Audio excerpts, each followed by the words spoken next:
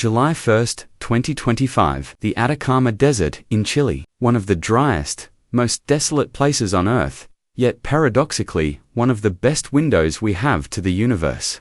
Here, perched on a mountaintop, sits one of humanity's sentinel systems, the Asteroid Terrestrial Impact Last Alert System, or ATLAS.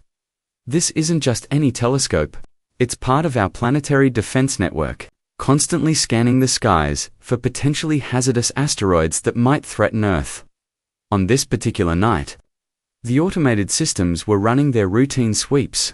The telescope, with its massive 0.5-meter mirror, was methodically photographing sections of the sky, comparing them to previous images, looking for anything that moved against the backdrop of stars. The software is sophisticated, it has to be. Every night, it processes thousands of potential detections, most of them known asteroids, distant comets from our own Oort cloud, or simply noise in the data.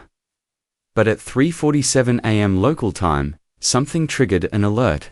The system had detected an object moving in a way that didn't quite fit the usual patterns. It was given the temporary designation, a 1-1 place, 3Z, a seemingly random string of characters that would soon become one of the most important astronomical designations of the 21st century. Dr. Maria Rodriguez, the duty astronomer monitoring the ATLAS feed remotely from her office in Honolulu, almost dismissed it.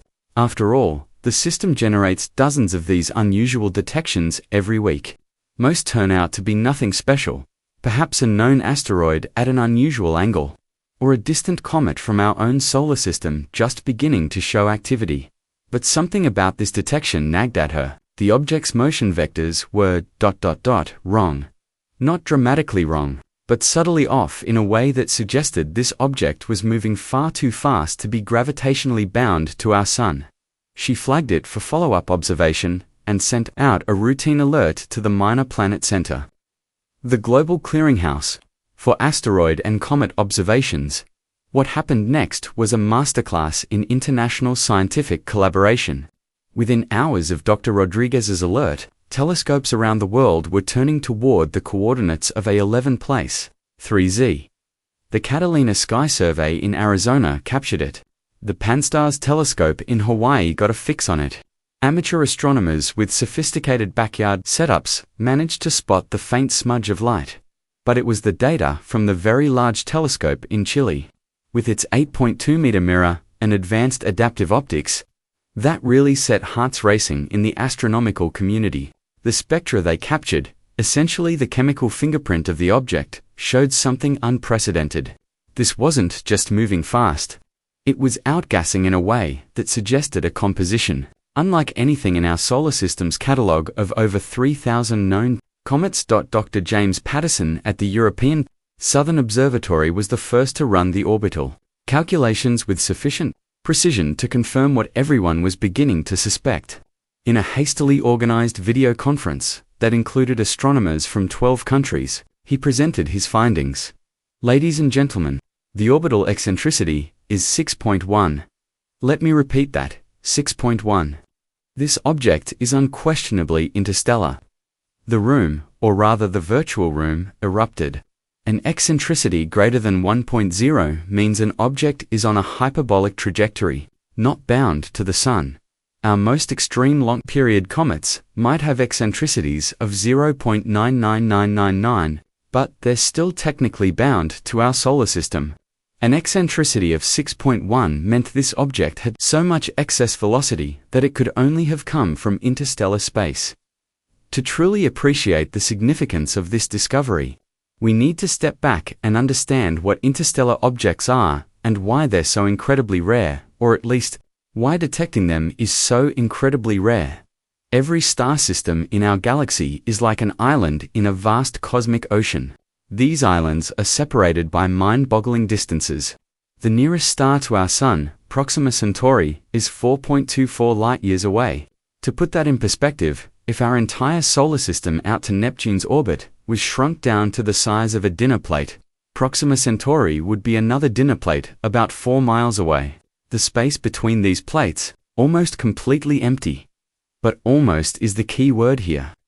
We've long suspected that this interstellar space must contain objects, comets, and asteroids, ejected from their home systems during the chaotic early days of planetary formation.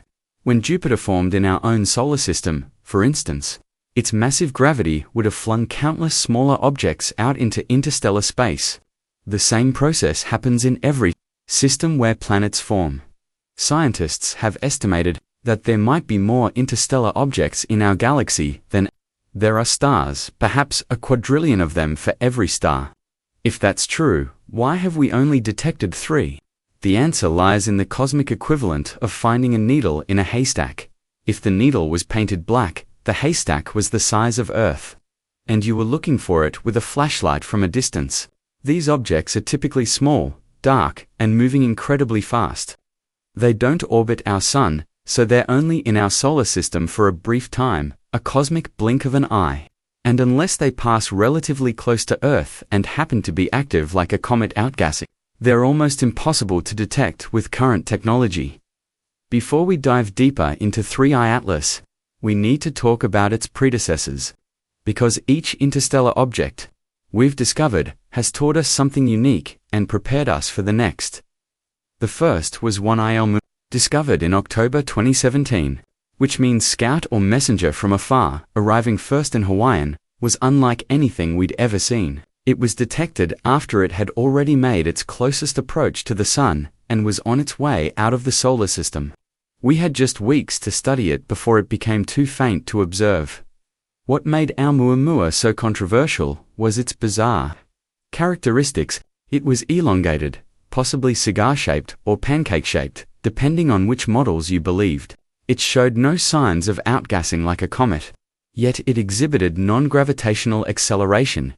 It was speeding up in a way that couldn't be explained by gravity alone. Some scientists, including Harvard's Avi Loeb, even suggested it might be artificial in origin. Though most of the scientific community favored natural explanations like outgassing of hydrogen or nitrogen ice that we couldn't detect, the mystery of Oumuamua frustrated scientists. We'd finally detected an interstellar object, but we'd caught it too late and with too little warning to properly study it. The astronomical community vowed that next time would be different. That next time came in August 2019 with the discovery of 2I, named after amateur astronomer Gennady Borisov, who first spotted it.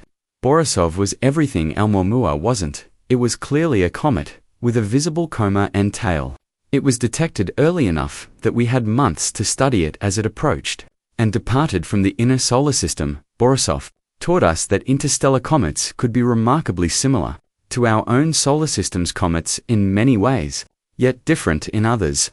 Its composition was enriched in carbon monoxide relative to water, suggesting it formed in a very cold environment, possibly in the outer regions of its home system.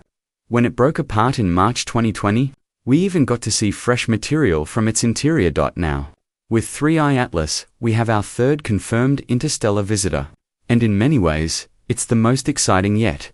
Why? Several reasons make this discovery particularly special. First, timing. We detected 3I Atlas early in its journey through our solar system. Unlike Oumuamua, which we caught on its way out, we have months to prepare for 3I Atlas' closest approach to the Sun in October 2025 and to Earth in December 2025.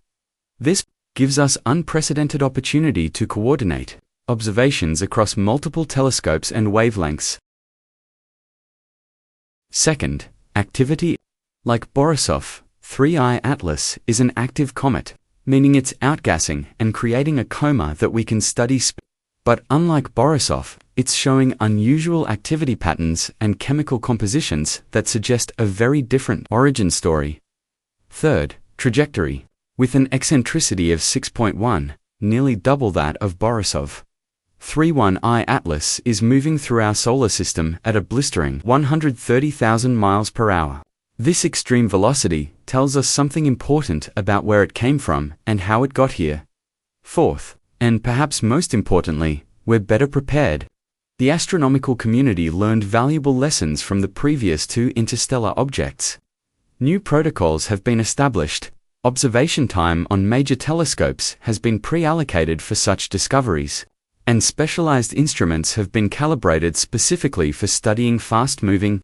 One of the most fascinating aspects of studying interstellar objects is attempting to trace their origins. Where did 3I Atlas come from? How long has it been traveling? These aren't just idle questions. They're fundamental to understanding the object's composition and what it can tell us about other star systems. The trajectory analysis of 3I Atlas reveals that it entered our solar system from the direction of the constellation Sagittarius, specifically from a point near the galactic center.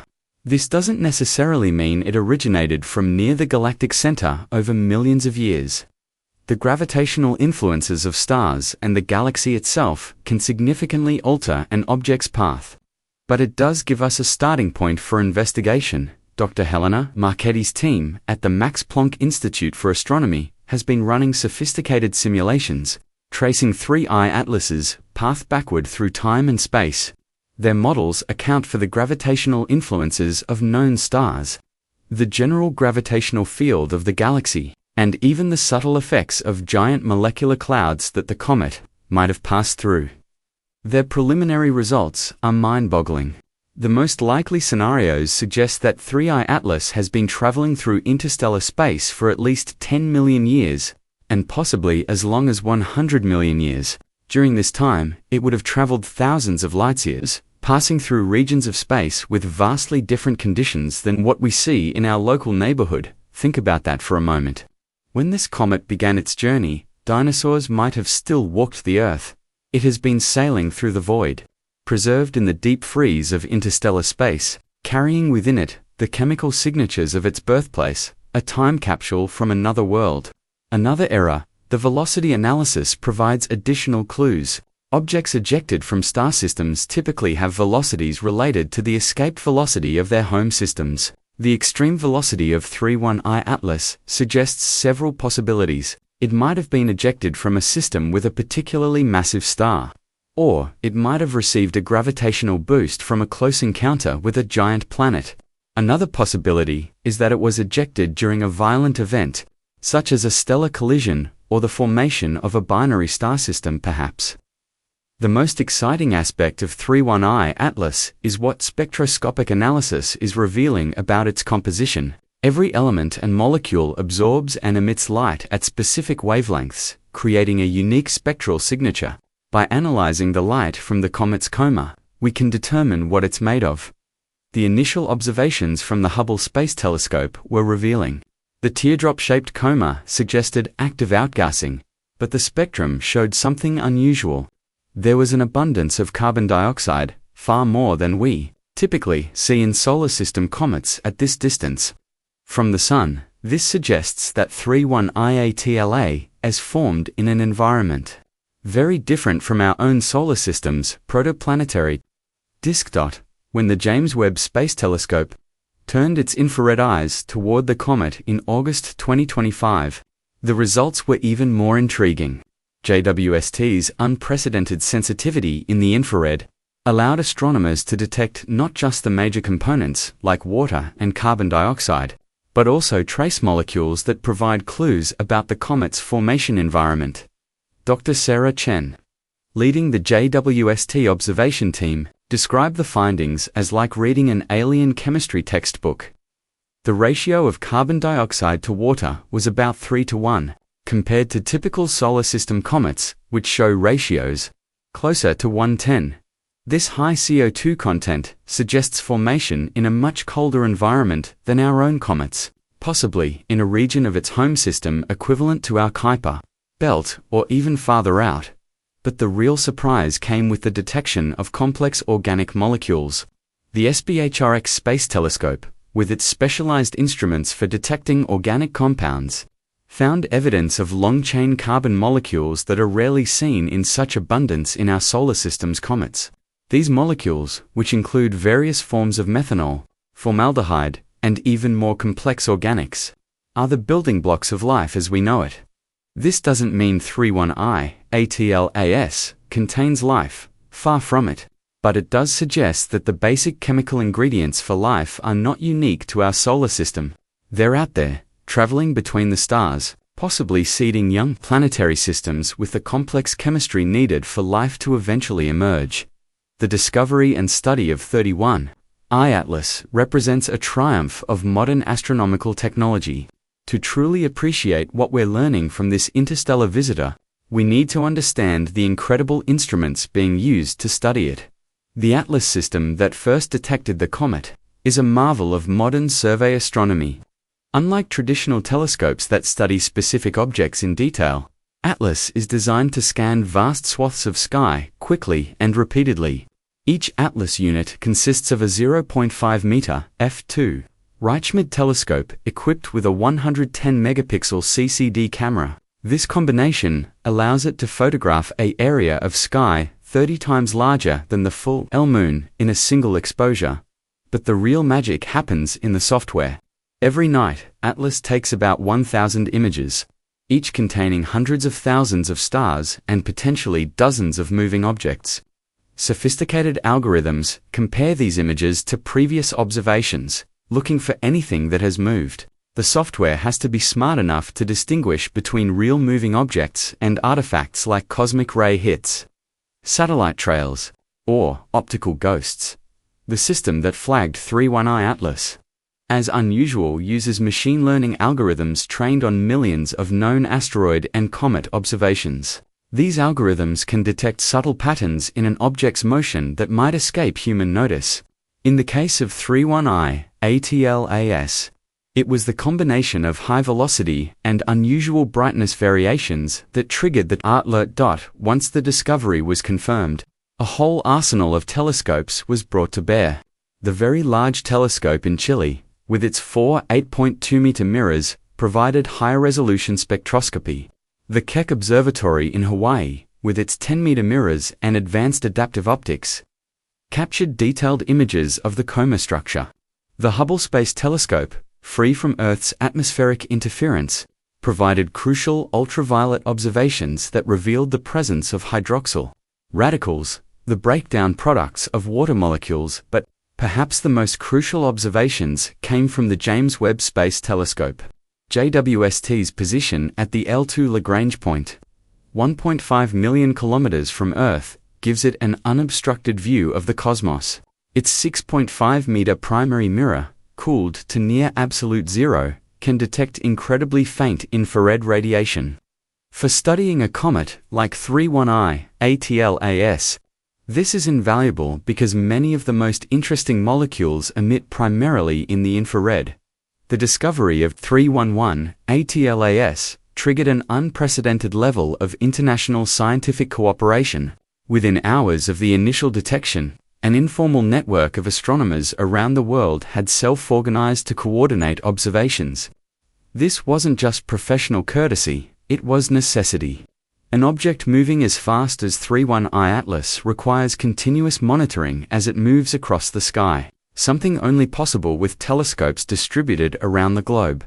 The International Astronomical Union, IAU, activated its special protocols for interstellar objects. These protocols, refined after the experiences with Oumuamua and Borisov, ensure that observation data is shared rapidly and openly. A dedicated secure server was established where astronomers could upload raw data in real time, allowing teams around the world to conduct independent analyses. Dr. Yuki Tanaka, at the National Astronomical Observatory of Japan, coordinated the Asian observations. "We learned from Oumuamua that every hour counts," he explained in a hastily organized press conference. With 31I Atlas, we were ready.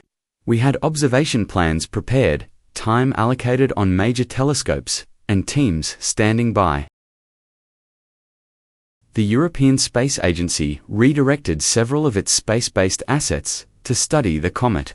The solar orbiter, primarily designed to study the Sun, was able to provide unique observations of how the solar wind interacts with the comet's coma. The Gaia Space Telescope, designed to map the positions of stars, provided extremely precise positional measurements that helped refine the orbital calculations. NASA mobilized its Deep Space Network, typically used for communicating with spacecraft, to conduct radar observations of the comet. while 31I-ATLAS is too far away for detailed radar imaging. The radar echoes can provide information about the size and rotation of the nucleus that's difficult to obtain any other way. Even amateur astronomers played a crucial role. The American Association of Variable Star Observers, AVSO, coordinated observations from hundreds of amateur astronomers around the world. These observers, many with sophisticated equipment rivaling professional observatories of just a few decades ago, provided continuous monitoring of the comet's brightness. This data is crucial for understanding how the comet's activity changes over time. The discovery of 31I, Atlas, is more than just an exciting astronomical event. It's forcing us to reconsider some fundamental aspects of planetary system formation and evolution. Each interstellar object we discover is like finding a piece of a vast cosmic puzzle, and 31I-ATLAS is providing some particularly intriguing pieces. Dr. Rebecca Martinez at the Institute for Advanced Study in Princeton has been modeling what the composition of 31I Atlas tells us about its home system. The high carbon dioxide to water ratio suggests formation in a colder environment than our solar system's comets. She explains, this could mean its home system had a different temperature structure, possibly due to a less massive or cooler host star. The presence of unusual organic compounds detected by SPHRX has implications for astrobiology. Dr. David Soren Thompson at the Astrobiology Institute notes, we're seeing complex organics that we don't typically find in such abundance in our solar system. This suggests that the chemistry of planetary formation might be more varied than we thought. Different stellar environments might produce different suites of organic compounds. The extreme velocity of 31I, Atlas, also has theoretical implications. Most models of planetary system formation suggest that objects are ejected at velocities just slightly above the escape velocity of their home systems. The high velocity of 31I, Atlas, suggests either an unusually violent ejection event or subsequent acceleration through gravitational interactions with other stars. One particularly intriguing theory, proposed by Dr. Lars Andersen at the Nordic Institute for Theoretical Physics, suggests that 31I Atlas might have been ejected from a binary star system. In such systems, the complex gravitational dynamics can accelerate objects to much higher velocities than single-star systems.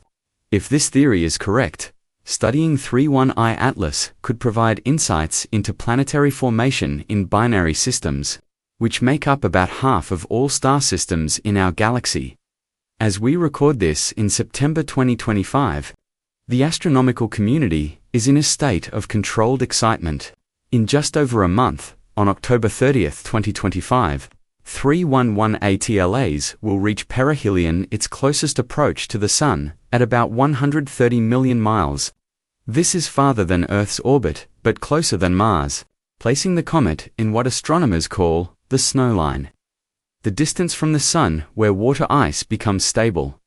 This perihelion passage is crucial for several reasons. First, as the comet approaches the Sun, increased heating will cause more vigorous output.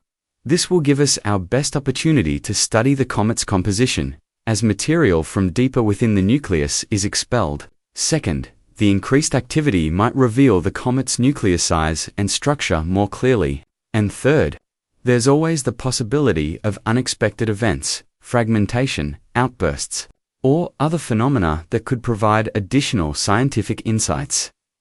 Observation campaigns are being carefully coordinated. The Hubble Space Telescope has been allocated an unprecedented 100 hours of observation time spread over the perihelion passage. The James Webb Space Telescope will conduct daily observations for 2 weeks centered on ground-based telescopes around the world are preparing for round-the-clock monitoring, but perhaps the most ambitious preparation is happening at the Arecibo Observatory in Puerto Rico. Well, what used to be Arecibo. After the telescope's collapse in 2020, many thought the site would never again contribute to cutting-edge astronomy. But a rapid response team has installed a temporary radar transmitter that, working in conjunction with the Green Bank Telescope in West Virginia as a receiver, will attempt to conduct bistatic radar observations of 31I ATLAS during its closest approach. Dr. Jennifer Wu, coordinating the radar observations, is cautiously optimistic. We're pushing our equipment to its limits. The comet will be at the very edge of our detection capability.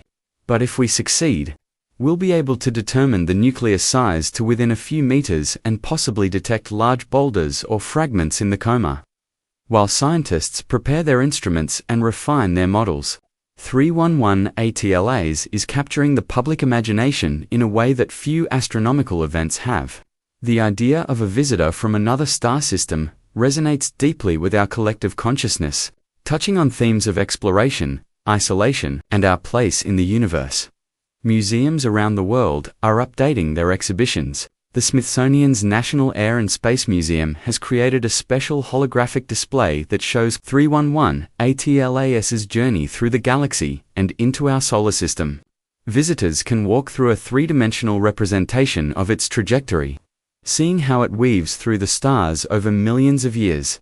Science fiction authors are having a field day. Lou Sixon, author of The Three-Body Problem, wrote an op-ed in the New York Times, suggesting that interstellar objects like 31I Atlas might be the most practical way for civilizations to communicate across the galaxy, not through radio signals, but through physical artifacts. While scientists are quick to point out that 31I ATLAS is definitely a natural object, the idea has captured public attention. Educational initiatives are sprouting everywhere. The Planetary Society has launched Project Wanderer, encouraging schools to adopt 31I Atlas and follow its journey. Students calculate its position, predict its brightness, and even conduct their own observations if they have access to telescopes. Over 10,000 schools in 50 countries have signed up. The economic impact is also notable. Telescope sales have surged 300% since the discovery was announced. Amateur astronomy clubs report record membership. Even tourism to dark sky sites has increased, as people hope to catch a glimpse of this interstellar visitor, though it's far too faint to see without a substantial telescope. As we approach the end of part 1 of our journey through the story of 31I ATLAS, it's worth reflecting on how far we've come in our ability to detect and study these interstellar wanderers. Just a decade ago, the idea of detecting interstellar objects passing through our solar system was purely theoretical. We knew they must exist. Basic models of planetary formation demanded it, but finding them seemed impossible. They would be too small, too fast, too faint. The discovery of Oumuamua in 2017 changed everything. Suddenly, the theoretical became real. We had proof that objects from other star systems could be detected with existing technology. But Oumuamua also showed us how unprepared we were. We detected it late, studied it briefly, and were left with more questions than answers. Borisov in 2019 showed us that we could do better. Detected by an amateur astronomer with relatively modest equipment, it demonstrated that interstellar objects might be more common than we thought. The months of observations we obtained taught us valuable lessons about the chemistry of other star systems. Now, with 31I Atlas, we're seeing the full potential of what we can learn from these cosmic messengers. Early detection, coordinated observations, and advanced instrumentation are combining to give us an unprecedented view of material from another star system. We're not just detecting these objects anymore, we're reading their histories, understanding their origins, and using them to test our theories about planetary formation throughout the galaxy. But perhaps more importantly, 31I Atlas is teaching us about ourselves. The international cooperation, the rapid mobilization of resources, the public engagement, all of this shows humanity at its best, united in the pursuit of knowledge, in a world often divided by borders, politics, and ideology. 311 ATLAS reminds us that we're all inhabitants of the same small planet, sharing the same cosmic neighborhood. As we prepare to dive deeper into the story of 31I Atlas in the upcoming parts of this documentary, numerous mysteries remain to be explored. Each answer we obtain seems to generate new questions, new avenues of investigation. One of the biggest mysteries is the nature of the nucleus itself. While we can study the gas and dust in the Comet extensively, the solid nucleus remains elusive. How large is it really? What's its shape? Is it a single solid body, or a collection of smaller fragments held together by gravity? These questions aren't just academic, they have profound implications for understanding how this object survived its long journey through interstellar space. The unusual chemical composition raises its own set of questions. The high carbon dioxide content and unusual organic molecules suggest formation in an environment very different from our solar system. But what exactly were the conditions?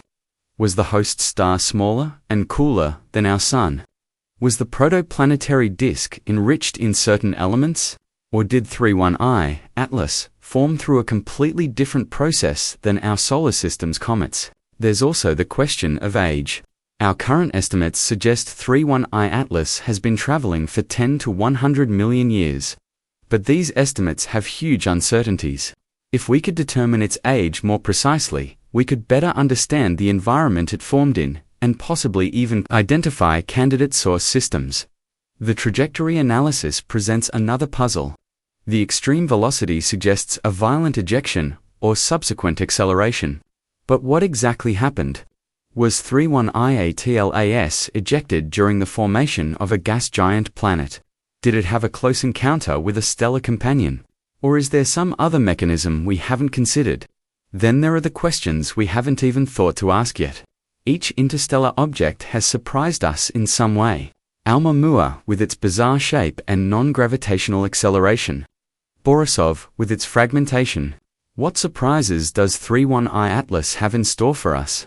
As we conclude part 1 of our exploration of Comet 31I Atlas, we've only scratched the surface of this remarkable story. We've covered the discovery, the initial observations, and the global response. We've explored what makes this object special and why it's capturing both scientific interest and public imagination. But there's so much more to come. In part 2, we'll dive deep into the hard science. We'll explore in detail what spectroscopy is revealing about the comet's composition. We'll examine the complex orbital mechanics that govern its path through our solar system. We'll look at the sophisticated models being used to trace its origin and predict its future. And we'll investigate what 31I Atlas is teaching us about the formation and evolution of planetary systems throughout the galaxy. Part 3 will focus on the technology and techniques being used to study 311 ATLAS. We'll go behind the scenes at major observatories, explore how space telescopes are coordinating their observations, and examine the data analysis techniques that turn raw observations into scientific insights. We'll also look at the role of artificial intelligence and machine learning in processing the vast amounts of data being collected. In part 4, we'll explore the broader implications of 31I Atlas for our understanding of the cosmos. What does it tell us about the frequency of interstellar objects? How does it inform our search for life beyond Earth? What are the implications for future space missions? We'll also examine the possibility of sending a spacecraft to intercept future interstellar objects and what we might learn from such missions. Finally, in part 5, we'll look to the future.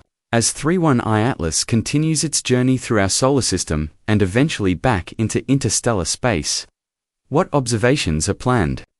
What new technologies are being developed to better study future interstellar visitors? And ultimately, what does the story of 31I Atlas tell us about our place in the cosmos? Before we close this first chapter, I want to share something more personal about what 31I Atlas means to those of us who study the cosmos for a living. You see, astronomy can sometimes feel like a very abstract science. We deal with distances so vast they're incomprehensible, timescales that dwarf human experience, and objects we can never touch or visit. But interstellar objects like 31I ATLAS are different. They're tangible in a way that distant galaxies or exoplanets aren't. This is a real, physical object that we can watch moving through our solar system it's matter from another star system that we can study directly. In a very real sense, 31I ATLAS brings the galaxy to us. I recently spoke with Dr. Alan Morrison, a veteran astronomer who's been studying comets for 40 years. He told me, "In my entire career, nothing has excited me as much as these interstellar objects. When I was a graduate student, we could only dream about studying material from other star systems. Now, it's happening. It's like being an explorer in the age of discovery. Except our new continents are other star systems, and our ships are telescopes." This human element, the excitement, the wonder, the sheer joy of discovery is what drives science forward. It's what motivates teams to work through the night analyzing data. What inspires engineers to design better instruments? What encourages young people to pursue careers in science? The story of 31I, ATLAS, is at its heart a human story. It's about our curiosity, our ingenuity, and our deep desire to understand our place in the universe. It's about thousands of people around the world working together toward a common goal. It's about the questions we ask and the lengths we'll go to find answers. As we stand on the threshold of perihelion, with 31I, Atlas approaching its closest point to our Sun, we're witnessing a unique moment in human history. For only the third time, we're studying a confirmed visitor from interstellar space. But unlike the previous two times, we're ready.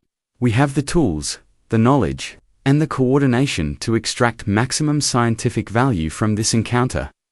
The journey of 31I, ATLAS, from its unknown origin, billions of miles away, through the vast emptiness of interstellar space, to its brief passage through our solar system, is a reminder of the dynamic, interconnected nature of our galaxy. Stars and planetary systems aren't isolated islands. They're connected by these wandering messengers, carrying information across the void. In the coming weeks and months, 31I, ATLAS, will reveal more of its secrets. Each observation, each spectrum, each data point adds to our understanding not just of this particular object, but of the cosmos as a whole. We're reading the autobiography of a comet, written in the language of chemistry and physics, telling a story that spans millions of years and thousands of light years. But perhaps the most profound impact of 31I Atlas isn't scientific, it's philosophical. This visitor from another star system is a tangible reminder that we're part of something larger. Our solar system isn't a closed box. It's part of a galactic community. We're not alone in the universe, even if that companionship comes in the form of an icy wanderer rather than alien. Civilizations. As you go about your daily life over the coming weeks, remember that above you, beyond the blue sky and the clouds, an ancient traveler is passing by. It has seen things we can only imagine: the birth and death of stars, the vast emptiness between worlds, perhaps even other planetary systems with their own comets and asteroids, and possibly even life. 31I/Atlas won't stay long. By early 2026, it will be heading back into the darkness, continuing its eternal journey through the galaxy. But for these precious few months, it's ours to study, to learn from, and to marvel at.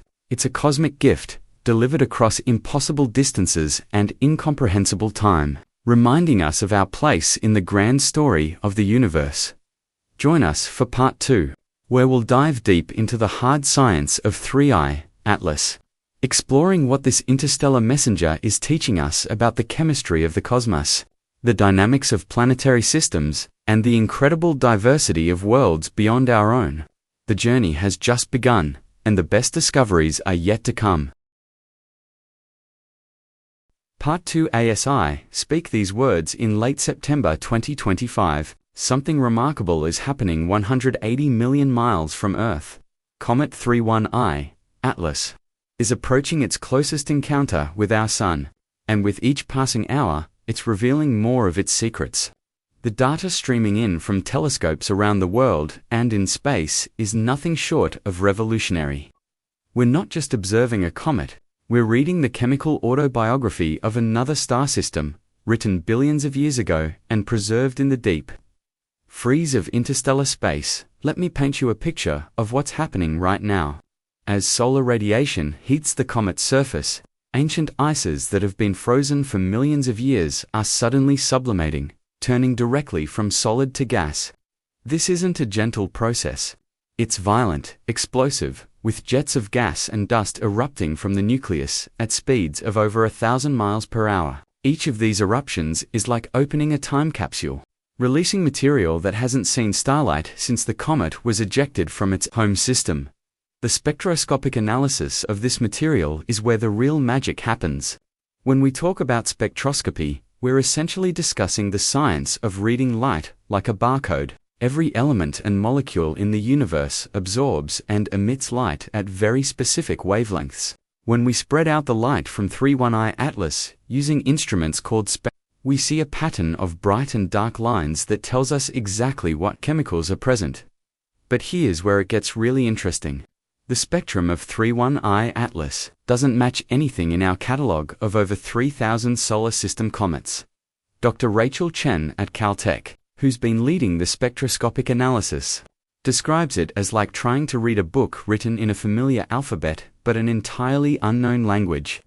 The basic elements are the same: hydrogen, carbon, oxygen, nitrogen, but they're combined in ratios and molecules that tell a very different story from our own comets.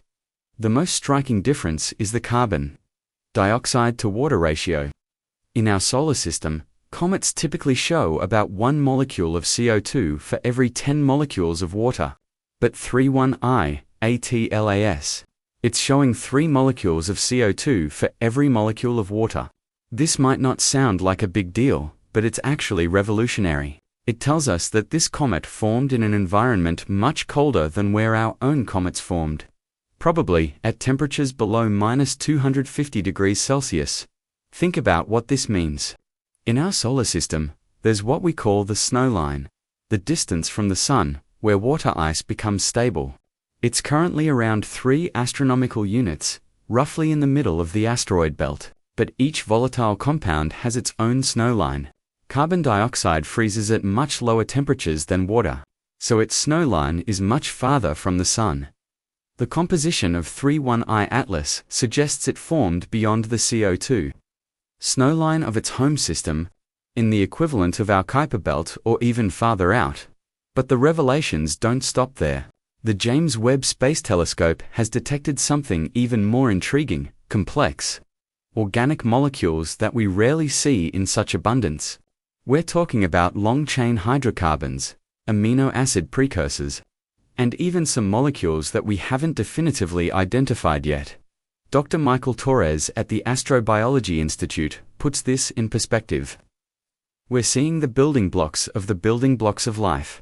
These aren't biological molecules, but they're the complex organics that, given the right conditions, could lead to biological chemistry. One particularly fascinating detection is the presence of phosphine, a molecule that on Earth is associated with anaerobic bacteria but can also be produced through non-biological processes. In the atmosphere of Venus, the detection of phosphine caused huge excitement because of its potential as a biosignature. In 31I Atlas, we're almost certainly looking at phosphine produced through non-biological chemistry, but its presence tells us something important about the chemical environment where the comet formed. The isotope ratios are equally revealing. Isotopes are versions of elements with different numbers of neutrons. For example, deuterium is an isotope of hydrogen with 1 neutron instead of 0.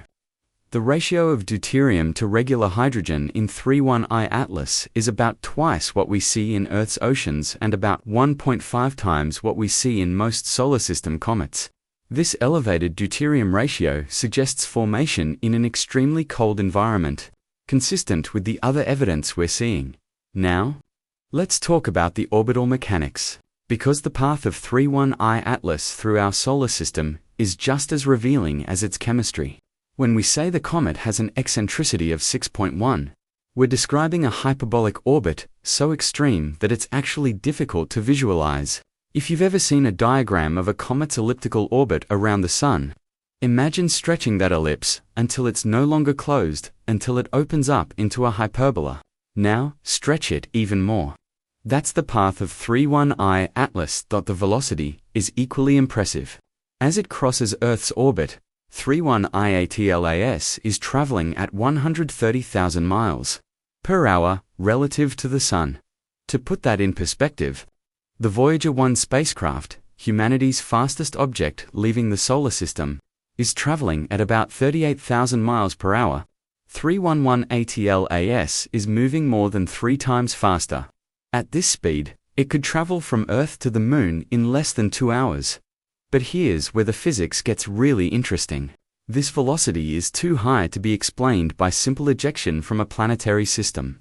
When a planet like Jupiter ejects a comet through gravitational interaction, the comet typically leaves with just enough velocity to escape, maybe 10 to 20% above escape velocity.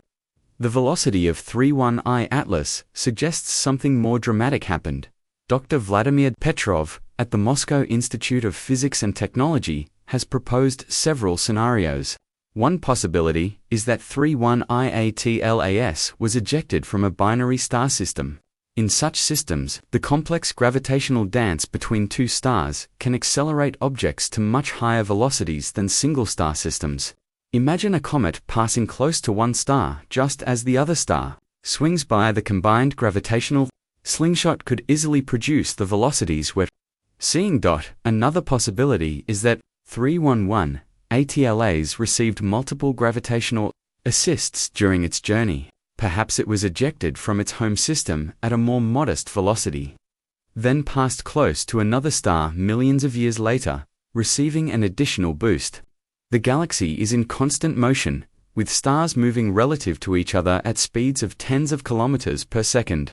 Over millions of years, close stellar encounters, while rare, do happen. The trajectory analysis has also revealed something unexpected. By carefully measuring the comet's position over time and accounting for all known gravitational influences, astronomers have detected a tiny but measurable non-gravitational acceleration. This isn't as dramatic as what we saw with Oumuamua, but it's there. The most likely explanation is the rocket effect from asymmetric outgassing, as jets of gas erupt from the sunlit side of the nucleus. They act like tiny rockets, pushing the comet slightly off its gravitational path. This non-gravitational acceleration is actually a gift to scientists. By measuring how the comet responds to its own outgassing, we can estimate the mass of the nucleus. Current calculations suggest a mass of about 10 billion tons, roughly equivalent to a small mountain on Earth. Combined with estimates of the size from direct imaging, this gives us a density of about 0.6 grams per cubic centimeter, less than water, suggesting a highly porous structure, like a cosmic snowball packed with air pockets. The rotation of 31I Atlas is another fascinating aspect. By carefully tracking brightness variations as the irregularly shaped nucleus tumbles through space, astronomers have determined that it rotates once every 8.7 hours. But it's not a simple rotation. The comet is tumbling in a complex pattern that physicists call non-principal axis rotation. Imagine a football that's been thrown with both a spiral and a wobble. That's similar to how 31I Atlas is moving through space. This complex rotation tells us something about the comet's history. Objects in space tend to settle into simple rotation patterns over time unless they've been recently disturbed.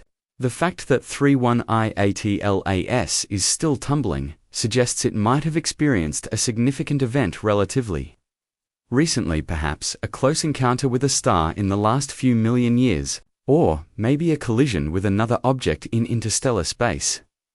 Speaking of collisions, let's address one of the most common questions I've been getting. Could 31I Atlas hit Earth? The short answer is absolutely not. The comet's trajectory has been calculated with extraordinary precision, and it will pass no closer than 170 million miles from Earth in December 2025. That's nearly twice the distance from Earth to the Sun, even if we're off in our calculations by a factor of 1,000, which we're not. The comet would still miss Earth by hundreds of thousands of miles. But this question opens up an interesting discussion about the role of interstellar objects in planetary evolution. Over the billions of years of our solar system's history, it's statistically certain that some interstellar objects have collided with Earth and other planets. These impacts would have been rare but potentially significant, delivering exotic materials and possibly even organic compounds from other star systems. Dr. Lisa Anderson at the Lunar and Planetary Institute has calculated that Earth probably experiences an impact from an interstellar object about once every 100 million years. Most of these would be small objects that burn up in the atmosphere, but occasionally, a larger one might make it to the surface. She points out that we might already have samples of interstellar material in our meteorite collections without knowing it. Distinguishing an interstellar meteorite from a solar system one would be extremely difficult without seeing it fall. The study of 311 ATLAS is also revolutionizing our understanding of comet chemistry. The unusual molecules we're detecting are forcing scientists to reconsider models of chemical evolution in protoplanetary disks. In our solar system, we've always assumed that the chemistry we see in our comets represents the range of what's possible. But 31I ATLAS is showing us that we've been looking at just one example, like trying to understand all of world cuisine by only eating at one restaurant. The detection of unusual carbon chains and silicon-based molecules suggests that the protoplanetary disk where 31I Atlas formed had a different chemical starting point than our own. Perhaps the molecular cloud that collapsed to form its host star had a different enrichment history, with material from different types of supernova, or maybe the temperature and density profile of the disk was different, allowing different chemical reactions to dominate. Dr. Jennifer Wu at the Max Planck Institute for Chemistry has been running complex chemical models, trying to reproduce the molecular abundances we see in 31I ATLAS. Her preliminary results suggest that the comet formed in an environment with about twice the carbon-to-oxygen ratio of our solar system, and at temperatures at least 20 degrees colder than where our own Kuiper Belt objects formed. These might sound like small differences, but in the world of chemistry, they can lead to completely different outcomes. The organic molecules are particularly intriguing from an astrobiological perspective. While 31I ATLAS certainly doesn't contain life, the complex organics it carries are the kinds of molecules that could, under the right conditions, lead to biological chemistry. The detection of amino acid precursors, molecules that could form amino acids when exposed to water and energy, suggests that the building blocks of life might be common throughout the galaxy. This has profound implications for our understanding of life's origins. If complex organic molecules are being synthesized in protoplanetary disks throughout the galaxy and then scattered into interstellar space by objects like 31I ATLAS, then the galaxy might be full of the ingredients for life. Every star system would be seasoned with organics from other systems, creating a kind of galactic mixing bowl of prebiotic chemistry. The real-time evolution of 31I Atlas as it approaches the Sun is providing unprecedented insights into comet physics. We're watching as heat from the Sun penetrates deeper into the nucleus, activating different layers of ice. It's like an archaeological dig, with each layer telling us about different epochs in the comet's formation. In early September, when the comet was still beyond Mars's orbit, we were mainly seeing carbon dioxide and carbon monoxide sublimating the most volatile ices. As it moved closer to the Sun, water ice began to sublimate in significant quantities. Now, as we approach perihelion, we're starting to see even less volatile materials being released, complex organics that require higher temperatures to vaporize. This sequential activation is giving us a three-dimensional map of the comet's composition. The most volatile materials on the surface, less volatile materials deeper down, and, presumably, a core of even less volatile, possibly rocky material at the center. It's like having a CAT scan of an object we can barely see with our most powerful telescopes. The coma of 31I ATLAS, the fuzzy cloud of gas and dust surrounding the nucleus, is a dynamic, ever-changing environment. High-resolution images from the Hubble Space Telescope showed jets and fans of material erupting from specific spots on the nucleus. These active areas probably represent places where the insulating dust layer is thinner, allowing solar heat to reach the ices below. The morphology of these jets is telling us about the nucleus's structure. Some jets are narrow and collimated, suggesting they're erupting from deep cracks or vents. Others are broad fans, possibly from exposed ice planes. The fact that we see multiple jets from different locations tells us the nucleus isn't uniform. It has a complex geography of different ices and dust layers. Dr. Paolo Rossi at the European Space Agency has been creating 3D models of the nucleus based on the jet patterns. His current best fit model suggests an elongated, possibly bilobed nucleus, similar in shape to Comet 67P, Churyumov-Gerasimenko, that the Rosetta mission studied. But unlike 67P, which is about 2.5 miles across, 31I, Atlas, appears to be larger, perhaps 3.5 to 4 miles in its longest dimension. The dust in the coma is equally fascinating. Infrared observations from the Spitzer Space Telescope before it was decommissioned, and now from JWST, show that the dust particles have an unusual size distribution. There are more large particles, millimeter to centimeter sized, than we typically see in solar system comets. This could mean that the process that forms dust in the 31I Atlas system is different. Or it could be telling us something about the comet's evolution during its interstellar journey. One of the most exciting developments has been the detection of what appears to be fragments in the coma. Higher resolution images show several point sources of light within the coma that move differently from the surrounding dust. These could be large chunks of the nucleus that have broken off mini-comets in their own right. If confirmed, these fragments would be incredibly valuable for study. When a piece breaks off the main nucleus, it exposes fresh material that hasn't been processed by millions of years of cosmic ray exposure. It's like getting a fresh sample from deep within the comet without having to send a spacecraft to collect it. The possibility of fragmentation raises interesting questions about the comet's structural integrity. Has it been weakened by millions of years of cosmic ray bombardment? Are there pre-existing fractures from whatever event ejected it from its home system? Or is the thermal stress from approaching our Sun causing it to crack apart? Historical data from other comets suggests that fragmentation is not uncommon during close approaches to the Sun. Comet Shoemaker-Levy 9 famously broke into multiple pieces before impacting Jupiter. Comet Ison disintegrated entirely during its perihelion passage in 2013. But those were solar system comets. Would an interstellar comet, with its different composition and history, behave the same way? The magnetic field measurements add another layer to our understanding. The solar wind, the stream of charged particles from the Sun, interacts with the comet's coma, creating a complex magnetic environment. The Solar Orbiter spacecraft, which happens to be well positioned to observe this interaction, has detected unusual magnetic field configurations around 31I, Atlas. Dr. Helena Kowalski at the Space Research Institute in Austria explains that the magnetic field draping around 311 ATLAs is asymmetric in a way we don't typically see. This could be due to the unusual composition of the coma, with different ionization rates for the exotic molecules we're detecting. Or it could be telling us something about the solar wind interaction with material that has been exposed to millions of years of galactic cosmic rays. The plasma environment around the comet is equally intriguing.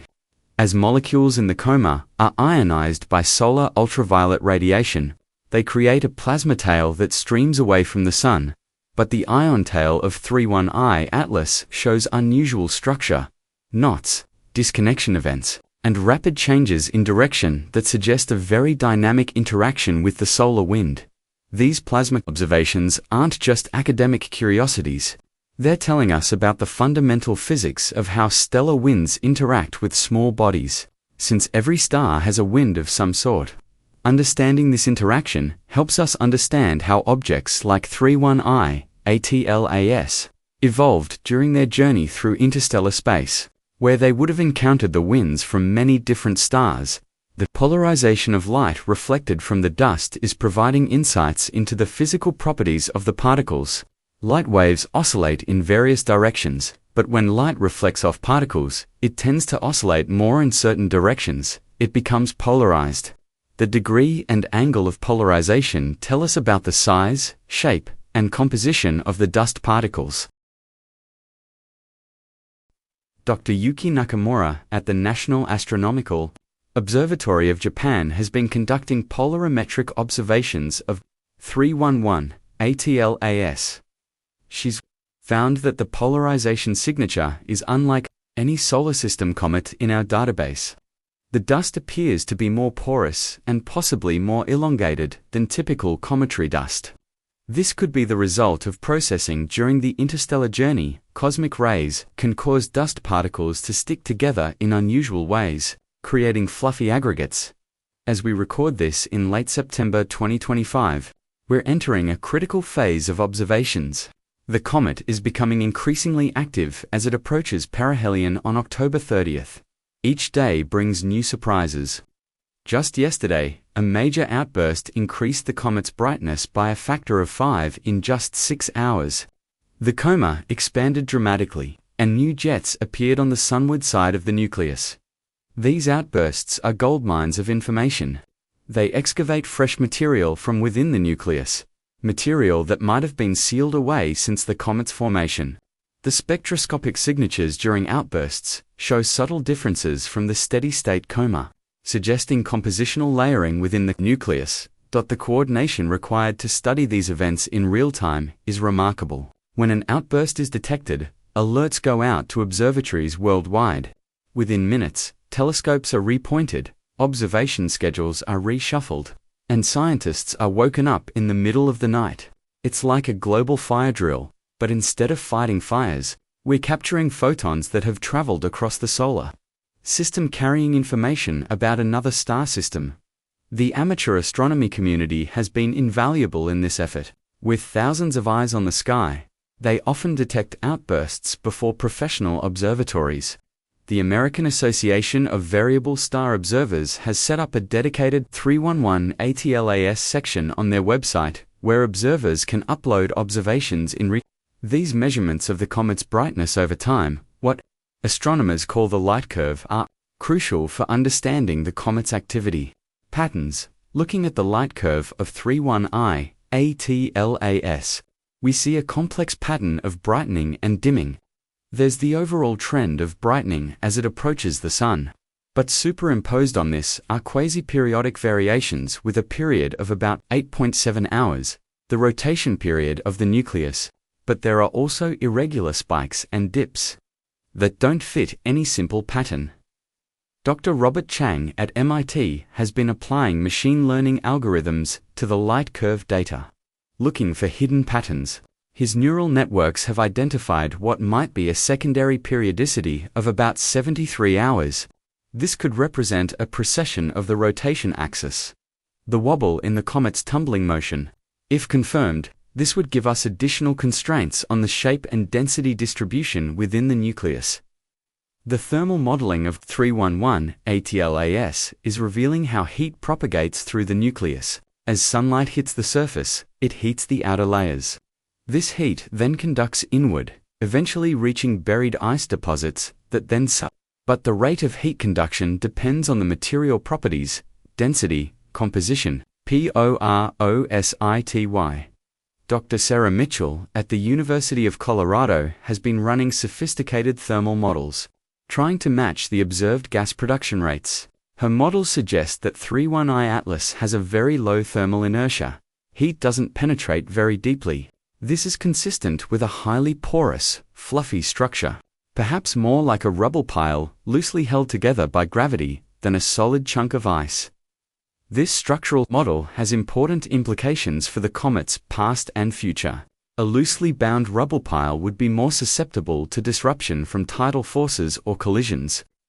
The fact that 31I ATLAS has survived millions of years in interstellar space suggests it hasn't had any close encounters with massive objects.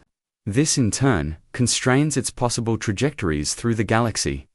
The gas production rates are themselves remarkable. At its current distance from the Sun, 311 ATLA is losing about 100 kilograms of material per second. That might not sound like much, but it adds up. Over the course of its passage through the inner solar system, it will lose perhaps 100 million tons of material, about 1% of its total mass. This mass loss is creating a debris trail along the comet's orbit. Unlike meteor showers from solar system comets, Earth will never encounter this debris trail. 31I ATLAS's hyperbolic orbit ensures that, but the debris trail itself is scientifically valuable. By studying how it disperses over the coming months, we can learn about the size distribution of particles ejected from the nucleus. The spectroscopic monitoring is revealing chemical evolution as different ices are activated by increasing solar heating. The chemical composition of the coma changes. We're seeing molecules appear and disappear, chemical reactions occurring in the coma, and photodissociation of complex molecules into simpler components. One particularly interesting observation has been the detection of S2 molecular sulfur. This molecule is rarely seen in solar system comets and never in such abundance. Its presence suggests that sulfur chemistry played a more important role in the protoplanetary disk, where 31I Atlas formed. Sulfur is important for life as we know it. It's a key component of proteins, so understanding sulfur chemistry in protoplanetary disks has astrobiological implications. The radio observations of 31I Atlas are providing yet another window into its composition. Many molecules emit radio waves at very specific frequencies. By tuning radio telescopes to these frequencies, we can detect molecules that don't show up in optical or infrared observations. The Atacama Large Millimeter Array in Chile, with its 66 radio dishes working in concert, has detected several unusual molecules in 31I ATLAS. One surprising detection is methylformate, a complex organic molecule that's been proposed as a precursor to amino acids. Another is glycolodide, a simple sugar that's been called a building block of RNA.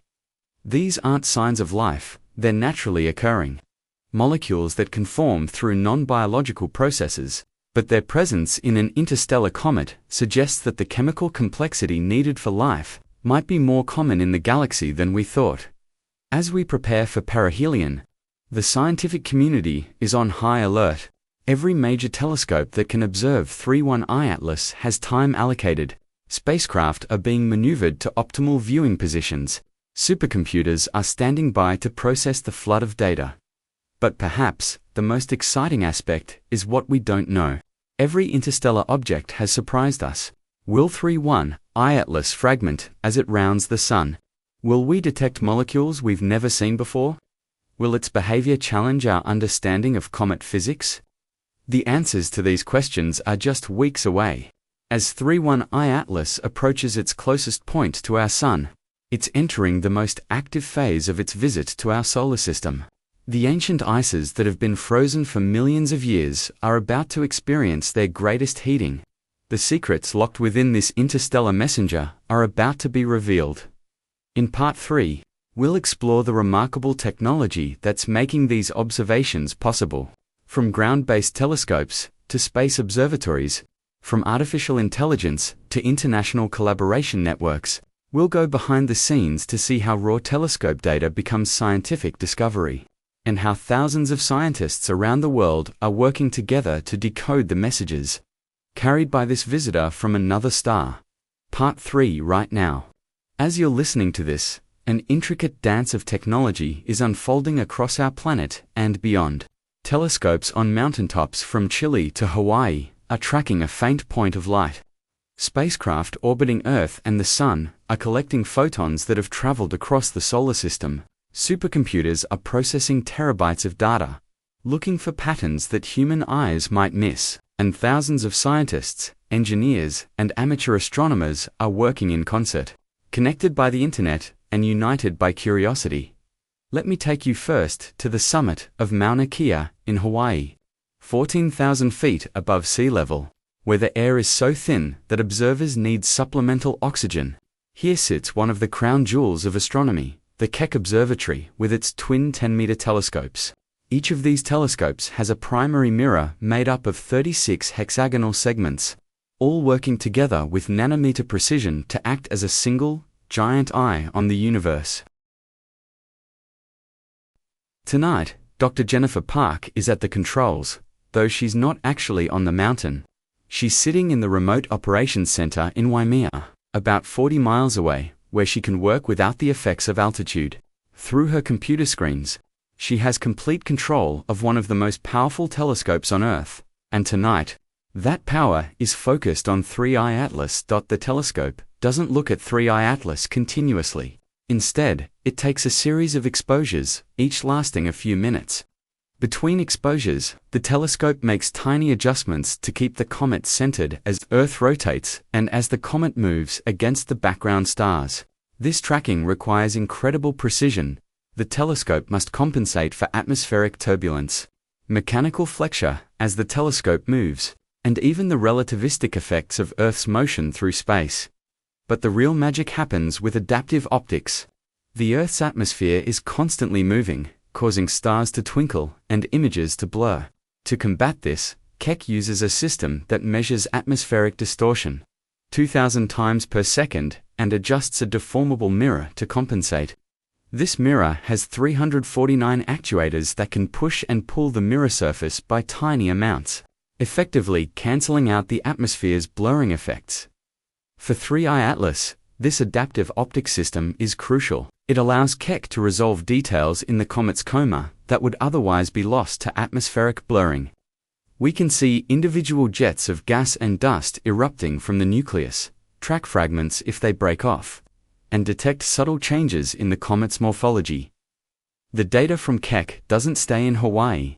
Within seconds of being recorded, it's transmitted over high-speed internet links to data centers around the world. Mirror sites ensure that if one location goes offline, the precious observations aren't lost. This distributed system is a lesson learned from past astronomical observations where unique data was lost to fires, earthquakes, or simple equipment failures. Meanwhile, on the other side of the Pacific, at the ALMA Observatory in Chile's Atacama Desert, a very different kind of observation is underway. ALMA, the Atacama Large Millimeter Sub-Millimeter Array, doesn't observe visible light at all. Instead, it detects radio waves with wavelengths measured in millimeters. This might not sound impressive, but ALMA's 66 antennas working together can achieve resolution 10 times better than the Hubble Space Telescope. For 3I Atlas, ALMA is detecting molecular emissions. Different molecules emit radio waves at very specific frequencies, like cosmic fingerprints. Carbon monoxide emits at 115 GHz, hydrogen cyanide at 89 GHz. Methanol has dozens of emission lines across the radio spectrum. By tuning to these frequencies, ALMA can detect and map the distribution of these molecules in the comet's coma. The data processing requirements for ALMA are staggering. Each antenna produces about 3 gigabits of data per second. When all 66 antennas are operating, that's nearly 200 gigabits per second, equivalent to downloading about 40 full-length movies every second. This data stream is processed by a supercomputer called a which combines the signals from all antennas to create a single, high-resolution image. Dr. Carlos Mendez, working the night shift at ALMA, explains the challenge of observing 3I Atlas. The comet is moving relative to the background stars, so ALMA must constantly adjust its pointing. But more challenging is the fact that the molecular emissions from the comet are Doppler shifted due to the comet's high velocity. ALMA must adjust its frequency tuning to account for this shift, which changes as the comet's velocity relative to Earth changes. Let's shift our attention now to space, where some of our most powerful telescopes operate free from the constraints of Earth's atmosphere. The Hubble Space Telescope, despite being over 30 years old, remains one of our most valuable assets for studying 3I Atlas. Its position above the atmosphere gives it crystal clear views, and its suite of instruments can observe from ultraviolet through visible to near wavelengths. Hubble's observations of 3I Atlas are coordinated by the Space Telescope Science Institute in Baltimore. Dr. Amanda Richardson leads the team managing Hubble's comet observations. She describes the complexity of scheduling Hubble time for a fast-moving object like 3I Atlas. Hubble orbits Earth every 90 minutes, and for about half of each orbit, Earth blocks its view. The telescope also can't point too close to the Sun, Moon, or Earth's limb. These constraints mean that Hubble can only observe 3I Atlas during specific windows, The pointing requirements for 3I Atlas push Hubble to its limits. The telescope was designed to observe distant, essentially stationary objects. Tracking a fast-moving comet requires the telescope to slew rotate while taking exposures. This is like trying to photograph a race car with a camera designed for portraits. The fact that Hubble can do this at all is a testament to the ingenuity of its designers and the skill of its operators, but perhaps the most revolutionary observations of 3I Atlas are coming from the James Webb Space Telescope. JWST, with its 6.5-meter segmented mirror and position at the L2 Lagrange point, is providing unprecedented infrared observations of the comet. These observations are revealing molecules and dust properties invisible to other telescopes. Operating JWST is like conducting a symphony orchestra where every instrument must be perfectly coordinated. The telescope must maintain its temperature at near absolute zero. Its sunshield must always face the sun, and its mirrors must be aligned with microscopic precision. For 3I Atlas, JWST is using its mid-infrared instrument, or MIRI, which can detect heat, radiation from dust particles in the coma, and identify molecular emissions invisible at other wavelengths. Dr. Marie Dubois at the JWST Science Center describes a recent observation session. JWST spent 14 hours continuously observing 3I Atlas, building up signal to detect faint molecular emissions. During this time, the telescope autonomously adjusted its pointing to track the comet. While sophisticated algorithms removed cosmic ray hits and other noise from the accumulating data, the result was the detection of several organic molecules never before seen in an interstellar object. The data from space telescopes faces its own unique challenges. The information must be transmitted to Earth via radio waves, competing for bandwidth with all the other scientific data these observatories collect. For JWST, data is transmitted to ground stations in Australia, Spain, and California.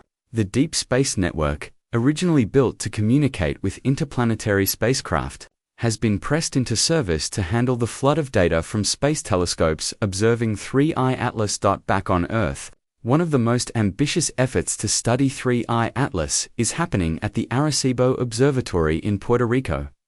Well, what remains of it? After the famous telescope's collapse in 2020, the site seemed destined to become merely a monument to past achievements.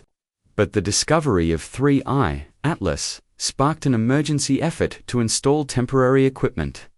Dr. Miguel Santos leads the team that has installed a powerful radar transmitter at Arecibo. Working with the Green Bank Telescope in West Virginia as a receiver, they're attempting bastatic radar observations of 3I Atlas. This technique involves bouncing radio waves off the comet and analyzing the echoes. It's like cosmic sonar, and it can reveal the size, shape, and rotation of the nucleus with incredible precision. The challenge is immense. At its closest approach, 3I Atlas will be 170 million miles from Earth.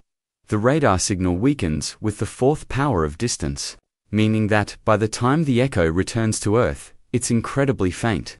Detecting this whisper of a signal requires not just powerful transmitters and sensitive receivers, but also sophisticated signal processing techniques.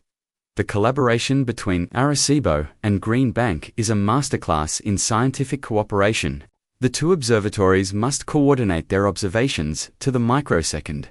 The transmitted signal from Arecibo must be precisely characterized so that Green Bank knows what to look for in the echoes. Weather at both sites must cooperate, and the data processing requires combining expertise from both teams. The role of artificial intelligence in studying 3I Atlas cannot be overstated. Machine learning algorithms are being applied to every aspect of the observations, from initial detection to final analysis. At the Vera Rubin Observatory in Chile, which will soon begin the most comprehensive survey of the sky ever attempted, AI systems are being trained specifically to detect interstellar objects. Dr. Alan Chen at Stanford's AI lab has developed neural networks that can identify unusual orbital characteristics in real time. His system processes the orbital parameters of thousands of objects per second, flagging anything that might be interstellar. This system was tested retroactively on archival data, and successfully identified both Oumuamua and Borisov, giving confidence that it will catch future interstellar visitors early. But AI's role goes far beyond detection. Machine learning algorithms are being used to remove noise from telescope images, enhancing faint details in the comet's coma. They're analyzing spectroscopic data, identifying molecular signatures that might be missed by traditional analysis. They're even predicting the comet's future behavior, based on patterns in its past activity.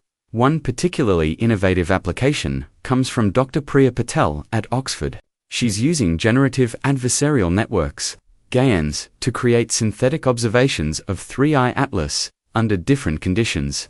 These synthetic observations are then compared to real data to test various models of the comet's composition and structure. It's like having a virtual comet that can be experimented on without waiting for actual observations. The data management challenges for 3I Atlas observations are unprecedented. Every day, telescopes around the world and in space generate terabytes of data about the comet. This data comes in different formats, at different wavelengths, with different spatial and temporal resolutions. Combining it all into a coherent picture requires sophisticated data management systems. The International Virtual Observatory Alliance has created a special portal for 3I Atlas data. This system allows scientists anywhere in the world to access observations from any participating telescope.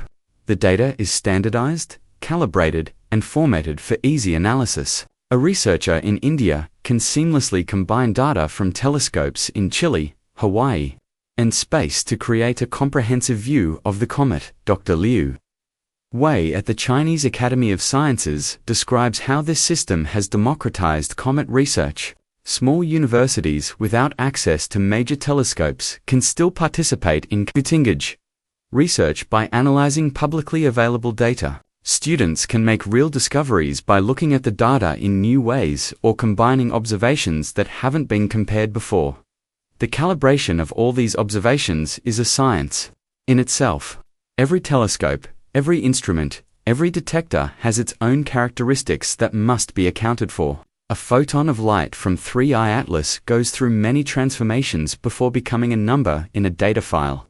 Reflection off mirrors, passage through filters, conversion to electrical signals, digitization, and processing. Each step must be carefully calibrated to ensure the final data accurately represents the physical properties of the comet. This calibration process involves observing standard stars whose properties are well known, taking dark frames to measure detector noise, and flat field images to map sensitivity variations across the detector. For space telescopes, calibration is even more complex. As the instruments slowly degrade over time due to cosmic ray damage and other factors, the software infrastructure supporting 3I Atlas observations is as impressive as the hardware. Millions of lines of code control telescopes process data and analyze results. This software must be incredibly reliable. A bug could waste precious observation time or corrupt irreplaceable data. Much of this software is open source, developed collaboratively by astronomers around the world. The Astronomy project, for example, provides Python tools for astronomical calculations used by virtually every team studying 3I Atlas. The fact that a graduate student in Kenya uses the same software tools as a senior scientist at NASA fosters collaboration and ensures reproducibility of results. Real-time data processing is crucial for responsive observations. When 3I Atlas has an outburst, telescopes need to be alerted immediately. The astronomer's telegram system can distribute alerts worldwide in seconds, but increasingly, automated systems are taking over this role. When one telescope detects an outburst, it can automatically trigger observations at other facilities without human intervention. This automation extends to the observations themselves. Modern telescopes can operate autonomously for nights or even weeks at a time. They can decide what to observe based on weather conditions, target visibility, and scientific priorities. If clouds roll in, they might switch from imaging to spectroscopy. If seeing conditions improve, they might attempt higher resolution observations. The Very Large Telescope in Chile exemplifies this automation. Its four 8.2-meter telescopes can work independently or in concert as an interferometer. For 3i Atlas, they're using a mode called visitor mode service observing, where observations are queued and executed automatically when conditions are optimal. The astronomer who requested the observations might be asleep on the other side of the world. When their data is collected, communication infrastructure is the often overlooked backbone of modern astronomy. The data from telescopes must be transmitted, often across continents, in near reach. This requires dedicated high-bandwidth networks. The academic networks that support this internet, too, in the US, GANT in Europe, and others, provide bandwidth measured in hundreds of gigabits per second. But bandwidth is just part of the story. The networks must also be reliable and have low latency. For coordinated observations where multiple telescopes observe simultaneously, timing synchronization to microsecond precision is required. This is achieved using GPS timing signals and sophisticated network time protocols. The human infrastructure is equally important. Behind every observation of 3i Atlas are teams of engineers, technicians, and support staff. They maintain the telescopes, fix problems in the middle of the night, and ensure that these complex machines operate at peak performance. At major observatories, this might involve hundreds of people, from the engineers who maintain the mirror actuators to the IT specialists who manage the data systems, training the next generation of astronomers. To use these sophisticated tools is an ongoing challenge. Graduate students must learn not just astronomy, but also programming, statistics, and data science. Many universities have restructured their astronomy programs to include more computational training. The students studying 3i Atlas today will be the senior scientists when the next interstellar object is discovered. The amateur astronomy community deserves special recognition for their contributions to studying 3i Atlas. While they may not have access to professional telescopes, modern amateur equipment is remarkably capable. CCD cameras that would have been professional grade a generation ago are now affordable to dedicated amateurs. Some amateur observatories rival small professional facilities in their capabilities. These amateur observers provide something professional observatories often cannot: continuous monitoring. While professional telescopes might observe 3i Atlas for a few hours every few nights, amateurs can watch it every clear night. They're often the first to detect outbursts or changes in the comet's appearance. The British Astronomical Association has coordinated amateur observations of 3i Atlas since its discovery. They've established standardized observing protocols, ensuring that observations from different observers can be combined meaningfully. The data is archived and made available to professional astronomers, who increasingly recognize its scientific value. The spectroscopic capabilities available to amateurs have revolutionized their contributions. Devices like the ALPI 600 spectrograph, which costs about as much as a good camera lens, allow amateurs to measure the chemical composition of 3i Atlas's coma. While not as sensitive as professional instruments, these observations fill crucial gaps in temporal coverage. Remote observing has democratized access to telescopes under dark skies. Services like iTelescope and Sierra Stars Observatory Network allow anyone with an internet connection to control telescopes in Chile, Australia, or Spain. Students in light-polluted cities can make research-quality observations of 3i Atlas from their classrooms. The software tools available to amateurs have also advanced dramatically. Programs like MaximDL, PixInsight, and AstroImage-J provide professional-level image processing capabilities. Amateurs can perform photometry and even spectroscopic analysis that would have required a university computer lab just decades ago. Citizen science projects have engaged thousands of people in studying 3i Atlas. The Comet Hunters project on Zooniverse allows volunteers to search for fragments or jets in telescope images. Machine learning algorithms are good at finding expected features, but humans excel at noticing the unexpected. Several subtle features in 3i Atlas's coma were first identified by citizen scientists. The educational impact of 3i Atlas extends beyond formal research. Planetariums worldwide have created shows about the interstellar visitor. Science museums have updated their exhibits, and countless classroom activities have been developed to help students understand concepts like orbital mechanics and spectroscopy through the lens of this cosmic visitor. Virtual reality and augmented reality technologies are providing new ways to visualize 3I Atlas data. At the Adler Planetarium in Chicago, visitors can take a virtual flight alongside the comet, seeing the solar system from its perspective. The experience, based on actual trajectory data, gives an intuitive understanding of the comet's hyperbolic path that no diagram could provide. The computational requirements for modeling 3I Atlas are pushing supercomputers to their limits, simulating the gas dynamics in the coma. The thermal evolution of the nucleus and the interaction with the solar wind requires solving millions of coupled differential equations. These calculations are being run on some of the world's most powerful computers at the NASA Advanced Supercomputing Facility. The Pleiades supercomputer is running models of 3I Atlas around the clock.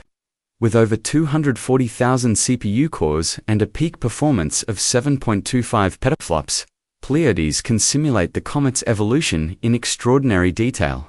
These simulations help interpret observations and predict future behavior. The European Centre for Medium-Range Weather Forecasts might seem like an unlikely contributor to comet research, but their expertise in fluid dynamics modeling has proven invaluable.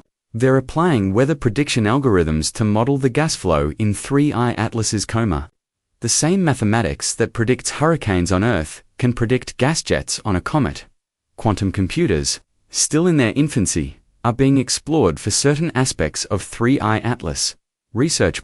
IBM's quantum computers are being used to model molecular interactions in the coma, taking advantage of quantum computing's ability to simulate quantum mechanical systems.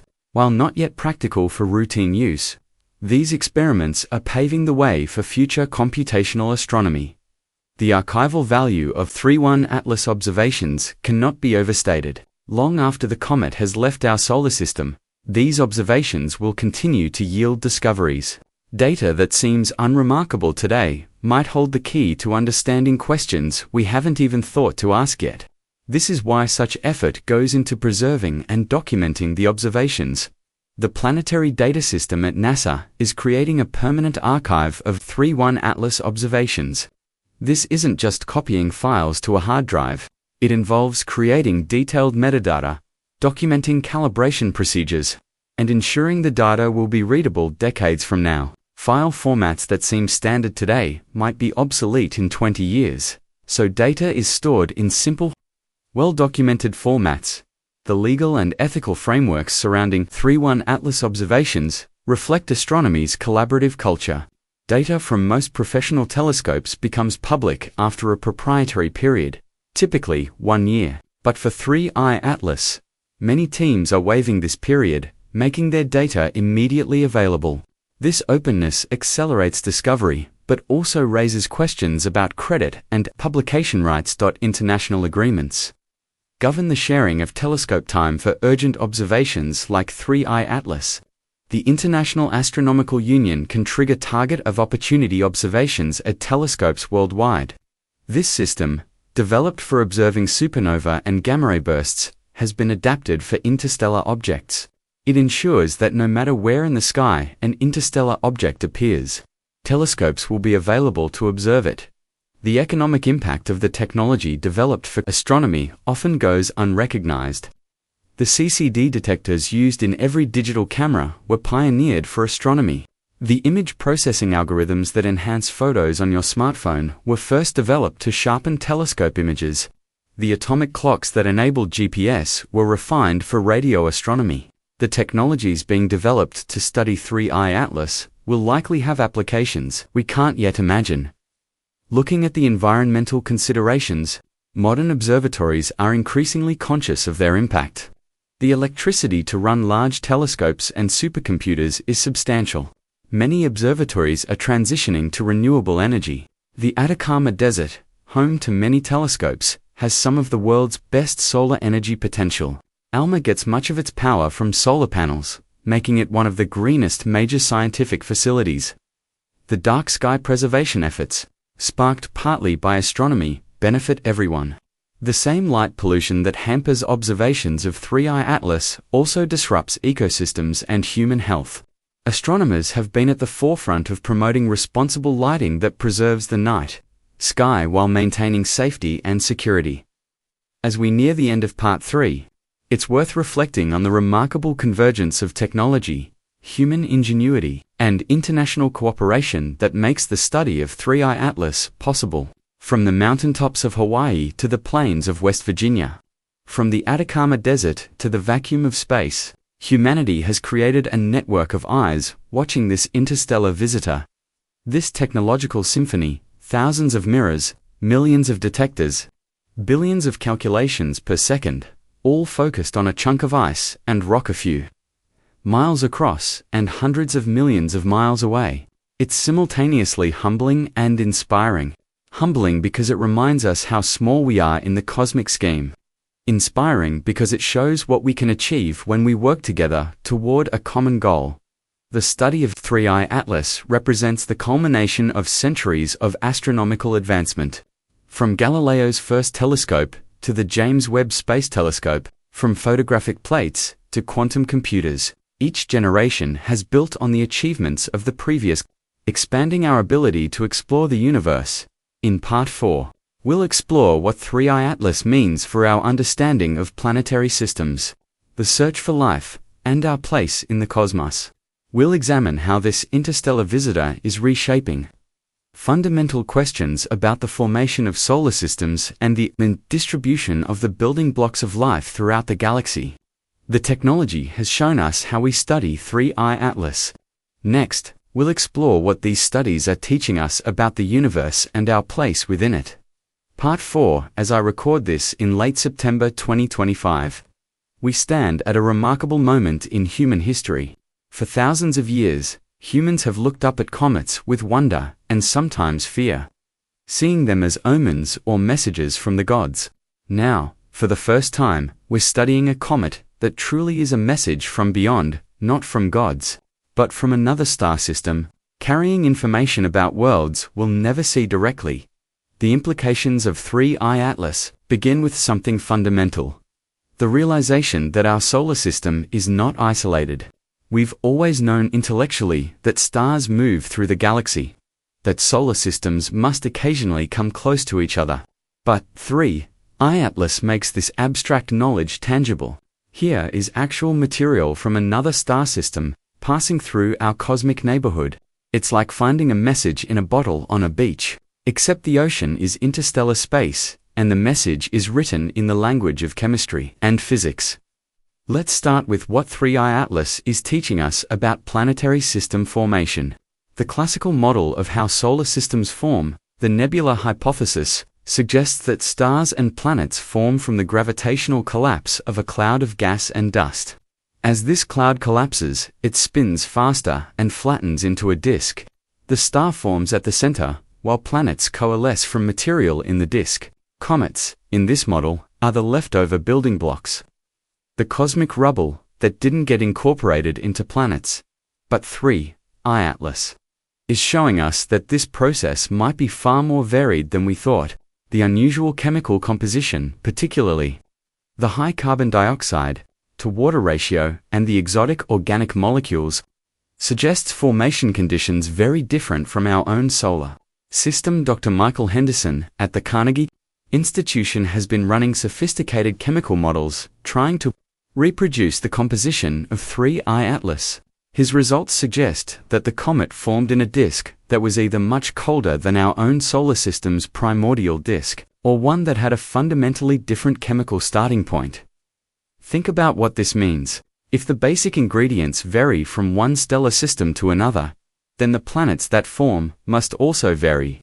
We might have carbon-rich systems where diamond planets form, or systems depleted in water where Earth-like worlds are impossible.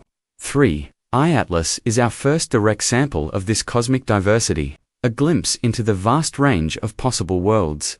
The trajectory analysis of 3I Atlas is equally revealing. By tracing its path backward and accounting for gravitational influences, astronomers estimate it was ejected from its home system between 10 and 100 million years ago. But what caused this ejection?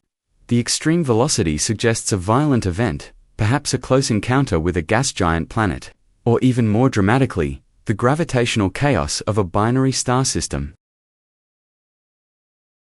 This leads us to a profound realization about planetary system evolution. If objects like 3I Atlas are commonly ejected from forming planetary systems, then the galaxy must be full of them. Current estimates suggest there could be more interstellar objects than stars in our galaxy, perhaps a quadrillion or more.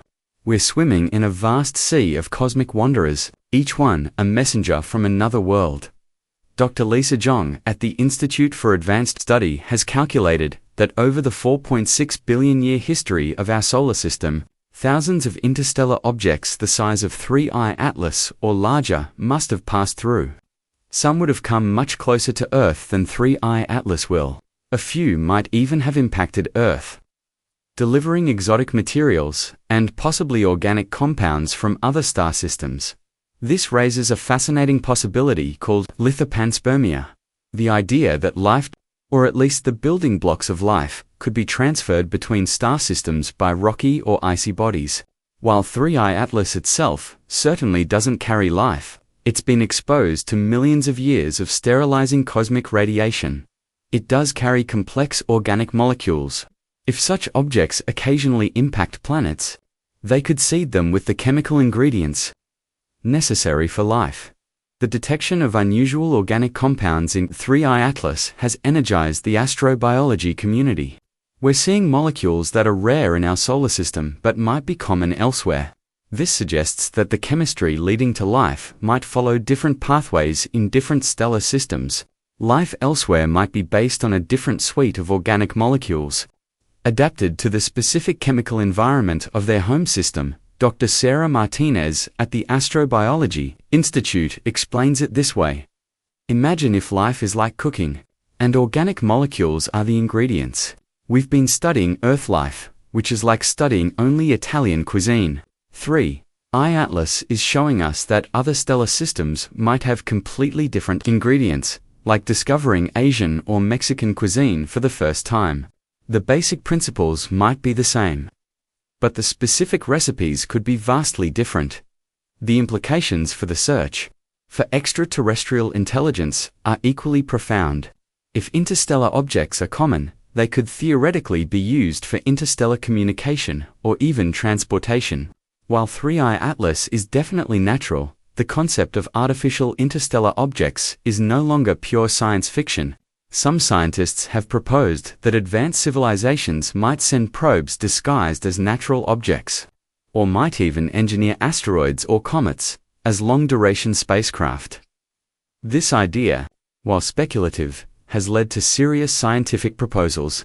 The Breakthrough Listen project has conducted radio observations of 3I Atlas, looking for any signs of artificial transmissions. While none have been detected, the very fact that we're checking shows how interstellar objects have expanded our thinking about SETI, the search for extraterrestrial intelligence. But even without invoking alien civilizations, 3I Atlas is teaching us about the potential for life in the galaxy. The presence of complex organics suggests that the building blocks of life are manufactured in stellar systems throughout the galaxy. These molecules don't require life to form. They're created through natural chemical processes in the cold of space or the heat of stellar formation. But once formed, they provide the raw materials from which life could emerge, given the right conditions. The phosphorus compounds detected in 3I Atlas are particularly intriguing. Phosphorus is essential for life as we know it. It's in DNA, RNA, and ATP, the molecule cells use for energy. But phosphorus is relatively rare in the universe, and its availability might be a bottleneck for the emergence of life. The fact that 3I Atlas contains detectable phosphorus compounds suggests this crucial element might be more widely distributed than we thought. Let's consider what 3I Atlas means for our understanding of our own solar system. Every model of solar system formation has to account for the fact that our system can capture interstellar objects, at least temporarily. 3I Atlas won't be captured. It's moving too fast, but slower interstellar objects could be. In fact, Some astronomers have proposed that some of the objects in our outer solar system might be captured interstellar objects, the retrograde orbits of some distant comets, the unusual composition of some Kuiper belt objects, and the very existence of objects like Sedna, with its extremely elongated orbit, might be explained by interstellar capture. Dr. Robert Thompson at the Southwest Research Institute has identified several candidate objects that might have interstellar origins. These objects have orbital characteristics or compositions that are difficult to explain. Through normal solar system formation, if confirmed, it would mean we've been studying interstellar objects all along without realizing it. The discovery of 3I Atlas is also influencing future space mission planning. Several space agencies are developing missions specifically designed to study interstellar objects. The European Space Agency's Comet Interceptor mission, scheduled for launch in 2029, will wait in space for a suitable target, either a new comet from our Oort cloud or, hopefully, another interstellar object. But some scientists are thinking even bigger. Dr. Andreas Eng, at the Initiative for Interstellar Studies, has proposed Project Lyra, a mission to chase down an interstellar object and study it up close. For 3I Atlas, such a mission would require technologies we don't yet have: rockets capable of extreme velocities. But for future interstellar objects detected earlier, a flyby mission might be possible with advanced but achievable technology. The economic implications of interstellar objects are worth considering. While 3I Atlas itself has no direct economic value, the technologies developed to study it have numerous applications. The advanced sensors designed to detect faint comets could be used for tracking space debris. The image processing algorithms developed for enhancing comet observations have applications in medical imaging and autonomous vehicles. Moreover, if future interstellar objects could be reached and sampled, they might provide access to materials rare in our solar system. Some scientists have speculated about mining interstellar objects, though the technical challenges are currently insurmountable. But as spaceflight technology advances, what seems impossible today might become routine in the future. The cultural and philosophical impact of 3I Atlas extends far beyond science. For the first time in human history, we're directly observing material from another star system. This tangible connection to the broader galaxy is shifting our cosmic perspective. We're not just theoretically part of a galactic community. We're actively receiving visitors from it. Different cultures are interpreting 3I Atlas through their own philosophical and spiritual lenses. Some indigenous astronomers see it as validation of ancient beliefs about celestial messengers. Eastern philosophies that emphasize interconnection find resonance in the idea of material being exchanged between star systems. Western science, with its emphasis on empirical observation, celebrates the opportunity to test theories about planetary formation against actual samples from other systems. The educational impact is already visible. Universities are updating their astronomy curricula to include sections on interstellar objects. New courses on comparative planetology, comparing our solar system to others, are being developed. Students who might have been discouraged by the impossibility of visiting other star systems are energized by the fact that pieces of those systems are visiting us. Dr. Jennifer Williams at Harvard has developed a new framework for teaching solar system astronomy that treats our system not as unique, but as one example among many. 3I Atlas provides a concrete example of this diversity, making abstract concepts tangible. Her students can point to specific spectral lines and say, "This shows us that other planetary systems have different chemistry." The discovery is also influencing science fiction and popular culture. Authors are writing stories about interstellar messengers, filmmakers are developing documentaries, and artists are creating works inspired by this cosmic visitor. The idea that we're being visited by material from other stars captures the imagination in a way that distant exoplanet discoveries don't quite match. But perhaps the most profound implication of 3I Atlas is what it tells us about the future of astronomy. We've entered an era where we can study material from other star systems directly. This is as significant as when spectroscopy allowed us to determine the composition of stars, or when the discovery of exoplanets showed us that planetary systems are common. The statistical implications are staggering. If we've detected 3 interstellar objects in just 7 years with our current technology, how many more are out there waiting to be discovered? As our detection capabilities improve, with new surveys like the Vera Rubin Observatory coming online, we might detect dozens or even hundreds of interstellar objects per year. Each of these objects will tell us something different. Some might come from young star systems, carrying information about planetary formation. Others might be ancient, ejected billions of years ago from long-dead systems. Some might have unusual compositions, suggesting formation around stars very different from our Sun. The diversity will be our textbook for understanding planetary systems. Throughout the galaxy, Dr. Alan Peterson at the Space Telescope Science Institute envisions a future where we maintain a catalogue of interstellar objects like we currently catalogue stars and galaxies. Each object would be characterized by its trajectory, composition, and likely origin. Over time, patterns would emerge, teaching us about the typical conditions in planetary systems and the processes that eject objects into interstellar space. The question of how common Earth-like planets are central to astrobiology is being informed by 3I Atlas. If the composition of planetary building blocks varies significantly between star systems, as 3I Atlas suggests, then truly Earth-like planets might be rarer than we thought. Or perhaps the diversity means there are multiple pathways to habitability, with different types of worlds capable of supporting different types of life. The timing of these discoveries is remarkable. Just as we're developing the technology to detect and characterize Earth-sized exoplanets, we're also getting our first samples of material from other planetary systems. These two approaches, remote observation of exoplanets and direct study of interstellar objects, complement each other perfectly. It's like being able to both see distant mountains and examine rocks that have rolled down from them.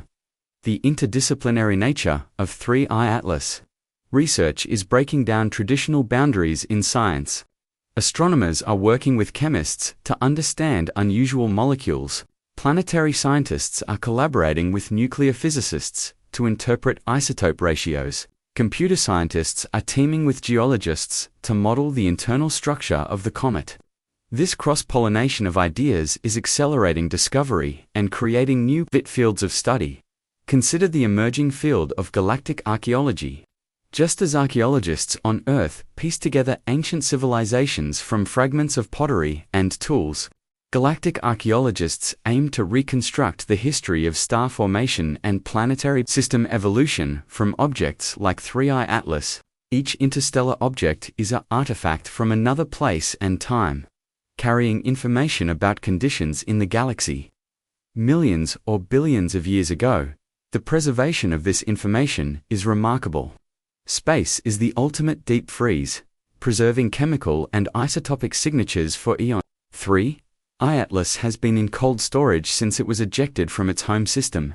Its composition barely altered except for the outer layers modified by cosmic rays.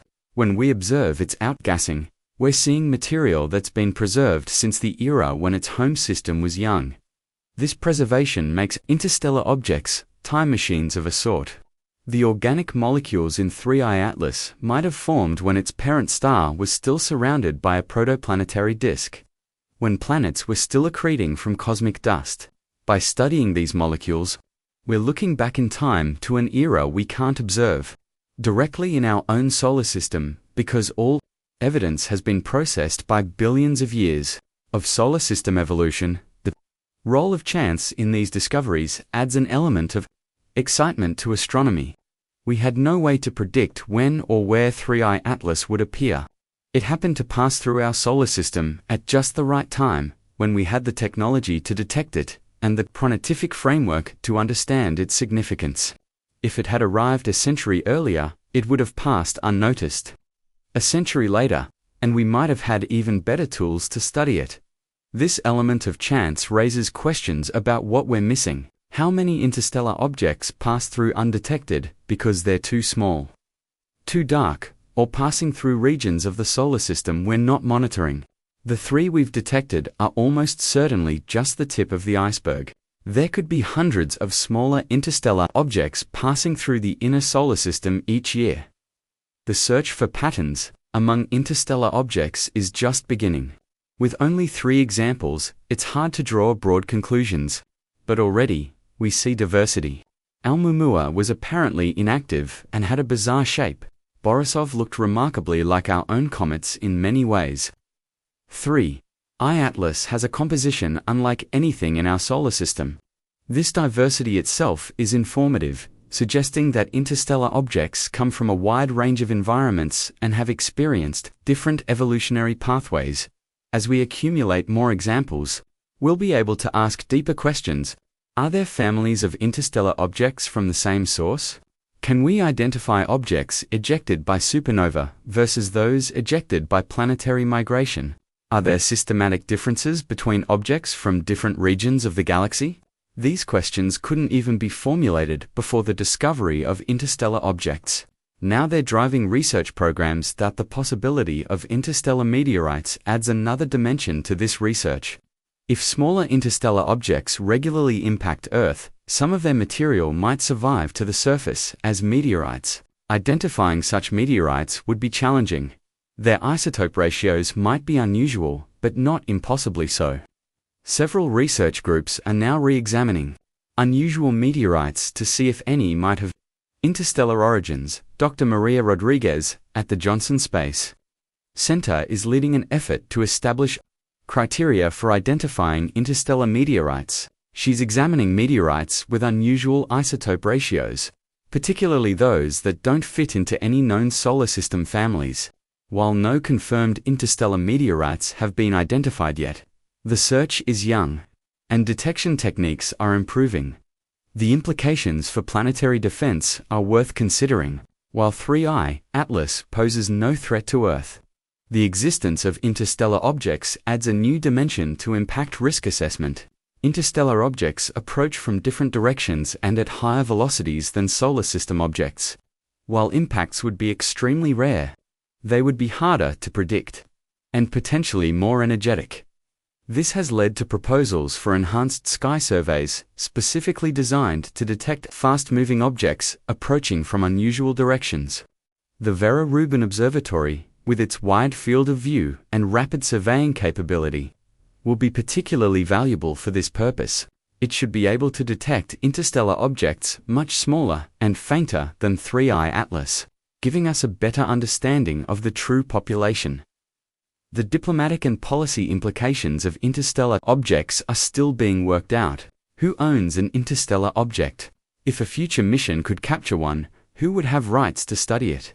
These questions might seem premature, but space law experts are already discussing them. The Outer Space Treaty covers objects launched from Earth, but interstellar objects exist in a legal gray area. Some have proposed that interstellar objects should be treated as the common heritage of humanity, like the deep seabed or Antarctica. Any samples returned should be made available to scientists worldwide. Others argue that the nation or company that expends resources to capture an interstellar object should have primary rights to it. These debates will become more pressing as our capability to reach interstellar objects improves. The search for patterns in the arrival directions of interstellar objects could tell us about the solar system's journey through the galaxy. Our solar system orbits the galactic center every 230 million years, passing through regions of different stellar density. We also bob up and down through the galactic disk. These motions should affect the rate and direction from which we encounter interstellar objects. Dr. Hans Müller at the Max Planck Institute for Astronomy is modeling these galactic influences. His simulations suggest we should see variations in the interstellar object encounter rate. As we move through different regions of the galaxy, we might be entering a period of increased encounters as we approach a spiral arm of the galaxy where stellar density is higher. If true, the next few decades could see many more interstellar visitors. The technological developments, spurred by 3I Atlas, will have lasting impacts. New detection algorithms, improved orbital calculation software, and advanced spectroscopic techniques developed for this object will benefit all of astronomy. The international cooperation frameworks established for coordinating observations will serve as models for responding to future astronomical events. The public engagement with 3I Atlas demonstrates a hunger for connection with the cosmos. In an era often dominated by earthly concerns, millions of people are following the journey of this cosmic visitor. Science museums report increased attendance. Telescope sales have surged. Online forums buzz with discussions about what 3I Atlas means for our place in the universe. This public interest translates into support for science funding. Politicians find it easier to justify space science budgets when constituents are excited about discoveries. The economic impact extends beyond direct scientific spending. Tourism to observatories increases. Educational materials sell well, and inspiring young people to pursue STEM careers has long-term economic benefits. As we look toward the future, the study of 3I Atlas is establishing protocols and technologies that will serve us well for decades. The next interstellar object might be discovered tomorrow or next year, but when it arrives, we'll be ready. The lessons learned from 3I Atlas, both scientific and operational, ensure that each successive interstellar visitor will be studied more comprehensively than the last. The philosophical implications continue to unfold. Every human culture has creation myths explaining our origins and our place in the cosmos. The scientific story that we're made of star stuff, that the elements in our bodies were forged in stellar furnaces, is our modern creation myth.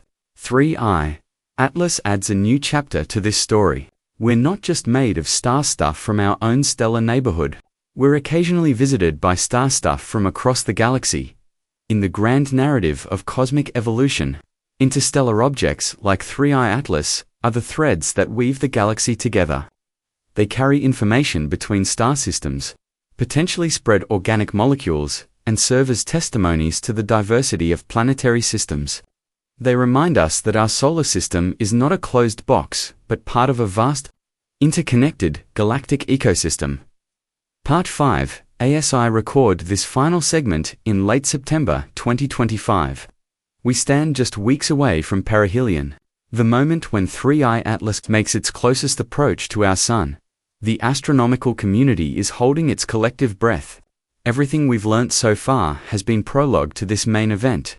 When 3I Atlas swings around the Sun at 130 million miles distance on October 30th, 2025, it will experience the most intense heating of its journey through our solar system. What secrets will be revealed in those crucial days? What surprises await us? Dr. Catherine Chen at the Space Telescope Science Institute has been coordinating the perihelion observation campaign. She describes it as the most complex astronomical coordination effort ever attempted. Over 200 telescopes on Earth and in space will be watching 3I Atlas during its perihelion passage. Every major observatory has cleared its schedule. Emergency protocols are in place to respond to unexpected events. It's like preparing for a cosmic Super Bowl where the entire planet is on the same team. The James Webb Space Telescope will conduct continuous observations for 72 hours centered on perihelion. This is unprecedented. JWST has never before been devoted to a single target for so long. The scientific justification was compelling enough to bump other important observations. As Dr. Chen explains, we'll never get another chance to see 3I Atlas at perihelion. Distant galaxies can wait. This interstellar visitor cannot. But perihelion is just the beginning of the next phase of observations. After swinging around the Sun, 3I Atlas will begin its outbound journey, climbing back up the Sun's gravity well, and eventually returning to interstellar space. This outbound phase, lasting through early 2026, will be just as scientifically valuable as the approach. We'll be able to see how the intense solar heating has changed the comet, what new areas of the nucleus have been activated, and whether any structural changes have occurred. One of the most intriguing possibilities is that 3I Atlas might fragment during or after the thermal stress of solar heating, combined with the comet's rapid rotation, could cause pieces to break off. If this happens, it would be a scientific bonanza. Each fragment would be like a separate comet, potentially with different compositions, if they come from different parts of the original nucleus. We could learn about the internal structure and composition gradients within an interstellar object. Dr. Paulo Martinez at the European Southern Observatory has been running simulations of possible fragmentation scenarios. His models suggest that if 3I Atlas has significant internal fractures, which is possible given its tumbling rotation, the thermal stress at perihelion could trigger a breakup. He's identified several telltale signs to watch for: sudden brightening, changes in the coma morphology, and the appearance of multiple sources within the coma. The December 2025 closest approach to Earth, while still a distant 170 million miles, will offer unique observational opportunities. At this point, 3I Atlas will be optimally positioned for radar observations. The Goldstone Deep Space Communications Complex in California, normally used for communicating with spacecraft, will be repurposed as a planetary radar. By bouncing radio waves off 3I Atlas, we can potentially determine the shape and size of the nucleus with meter-scale precision. But what makes the December approach special is the viewing geometry. 3I Atlas will be visible all night long from the northern hemisphere, allowing continuous monitoring. Amateur astronomers with modest telescopes should be able to see it as a fuzzy patch of light, though nowhere near as spectacular as great comets of the past. Still, there's something profound about seeing with your own eyes a visitor from another star system. The outbound trajectory of 3I Atlas takes it through some interesting regions of our solar system. In March 2026, it will cross the orbit of Mars, while Mars itself will be on the other side of the Sun. The European Space Agency's Mars Express orbiter might be able to conduct distant observations, providing a unique perspective from deeper in the solar system. By July 2026, 3I Atlas will cross the orbit of Jupiter, though again, Jupiter itself will be elsewhere in its orbit. But this crossing is significant because it marks 3I Atlas's departure from the region of the solar system where we can conduct detailed observations. Beyond Jupiter, the comet will fade rapidly from view, becoming too faint for most telescopes to detect. The Hubble Space Telescope, with its exceptional sensitivity, will likely be the last to see 3I Atlas. Current predictions suggest Hubble might be able to track it until early 2027, when the comet will be beyond Saturn's orbit. These final observations will be crucial for refining our understanding of the comet's trajectory and searching for any accelerations that might indicate ongoing outgassing. But the story doesn't end when 3I Atlas fades from view. Its journey through our solar system is being documented in unprecedented detail, creating a dataset that scientists will analyze for decades. Every spectrum, every image, every measurement is being archived in multiple locations around the world. Future generations of scientists, with tools and knowledge we don't yet possess, will revisit this data and likely make discoveries we can't anticipate. Dr. Michael Roberts at Harvard is already planning for this future analysis. He's creating what he calls a digital twin of 3I Atlas, a comprehensive computer model that incorporates all observations and can be used to test hypotheses long after the comet is gone. This digital twin will be continuously updated as new data comes in, becoming increasingly accurate over time. In a sense, 3I Atlas will live on in our computers long after it's left our solar system. The trajectory of 3I Atlas after it leaves our solar system is fascinating to contemplate. It will continue on its hyperbolic path, gradually returning to its cruising speed of about 26 kilometers per second relative to the local standard of rest. But where is it going? Trajectory analysis suggests it will head in the general direction of the constellation Pegasus, though it won't encounter another star system for millions of years.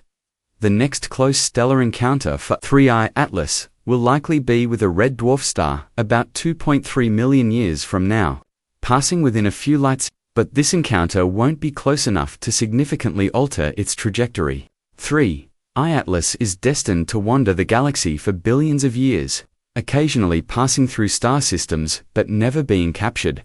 It's a cosmic vagabond, forever homeless, carrying the memory of its original system in its frozen nucleus. But while 3I Atlas continues its lonely journey, the impact of its brief visit to our solar system will resonate for generations. Already, space agencies around the world are developing missions specifically designed to study future interstellar objects. The European Space Agency's Comet interceptor, launching in 2029, will wait at the Sun-Earth L2 Lagrange point for a suitable target.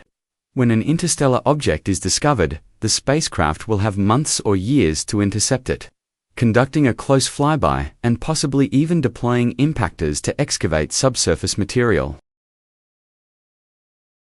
NASA is considering even more ambitious missions. The Interstellar Object Explorer concept would use advanced electric propulsion to chase down an interstellar object, matching velocities for an extended encounter. Imagine a spacecraft spending weeks or months flying alongside an interstellar comet, studying it in detail impossible from Earth. Such a mission would require technologies at the edge of our current capabilities, but the scientific payoff would be enormous. Dr. Andreas Mueller at the Breakthrough Prize Foundation is advocating for something even more ambitious: a sample return mission to an interstellar object.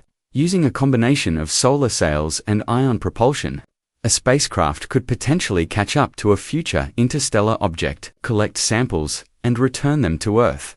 The technical challenges are staggering, but the reward: actual material from another star system that we could study in terrestrial laboratories would be priceless. The Chinese National Space Administration has announced plans for an interstellar object observatory at the Earth-Moon L4 Lagrange point. This space telescope would be dedicated to searching for and characterizing interstellar objects, using advanced AI systems to automatically detect unusual with its position outside Earth's atmosphere and away from terrestrial interference. It could detect much fainter objects than ground-based surveys. Private space companies are also getting involved. SpaceX has offered to launch interstellar object missions at cost, recognizing the scientific and public relations value. Blue Origin is developing a spacecraft bus specifically designed for rapid response missions to unexpected targets like interstellar objects. The competition and innovation from private industry could dramatically reduce the cost and increase the frequency of interstellar object missions, but perhaps the most exciting developments are in detection technology. The Vera Rubin Observatory, beginning operations in 2026, will revolutionize our ability to find interstellar objects. With its 8.4-meter mirror and 3.2 gigapixel camera, it will survey the entire visible sky every few nights. Its sophisticated software will automatically identify objects with unusual trajectories, potentially discovering dozens of interstellar objects per year. Dr. Jennifer Park at Caltech is developing machine learning algorithms specifically trained to identify interstellar objects in survey data. Her neural networks can process millions of orbital trajectories per second, flagging anything that might be hyperbolic. In tests on simulated data, her system can identify interstellar objects that would be missed by traditional detection methods. When deployed on real survey data, it could increase our detection rate by a factor of 10 or more. The Square Kilometre Array, a radio telescope being built in Australia and South Africa, will have unprecedented sensitivity for detecting molecular emissions from When completed in the 2030s, it will be able to detect organic molecules in interstellar objects far fainter than 3I Atlas. We might be able to study the chemistry of interstellar objects that never become visible to optical telescopes. Future space telescopes will also play crucial roles. The proposed large UV optical, infrared surveyor, LUVOIR, would have a mirror up to 15 meters in diameter, larger than any telescope ever flown in space. With such power, it could study interstellar objects in extraordinary detail, potentially even resolving surface features on their nuclei. The Origins Space Telescope, optimized for infrared observations, could detect heat emission from interstellar objects far from the Sun, tracking them long after they've faded from optical view. Ground-based telescopes are also evolving. The extremely large telescope, under construction in Chile, will have a 39-meter primary mirror. When it begins operations in 2028, It will be able to study interstellar objects with unprecedented resolution. Its adaptive optics system will provide sharper images than even space telescopes for bright objects. We might be able to watch jets erupting from specific locations on a comet's nucleus in real time. The technological advances driven by 3i Atlas extend beyond astronomy. The image processing algorithms developed to extract faint signals from noisy data have applications in medical imaging, allowing doctors to detect tumors earlier. The trajectory calculation software that predicts 3i Atlas's path is being adapted for tracking space debris, making satellite operations safer. The international coordination protocols developed for 3i Atlas observations are being used as models for responding to other time-critical events. From earthquake monitoring to disease outbreak tracking, the educational legacy of 3i Atlas is already taking shape. Universities are establishing new programs in interstellar object studies. The University of Hawaii, appropriately given that 2 of the 3 known interstellar objects were discovered from Hawaiian telescopes, is creating the world's first dedicated institute for interstellar object research. This interdisciplinary institute will bring together astronomers, chemists, biologists, and engineers to study these cosmic visitors. Textbooks are being rewritten to include chapters on interstellar objects. A generation of students who learned that comets come from our Oort cloud are now learning that some comets come from other stars entirely. This expanded perspective is fundamental. It's teaching young people that our solar system is not isolated, but part of a galactic community. Dr. Lisa Anderson at MIT has developed a new undergraduate course called Messengers from the Stars: The Science of Interstellar Objects. The course combines astronomy, chemistry, biology, and even philosophy, exploring what interstellar objects tell us about our place in the universe.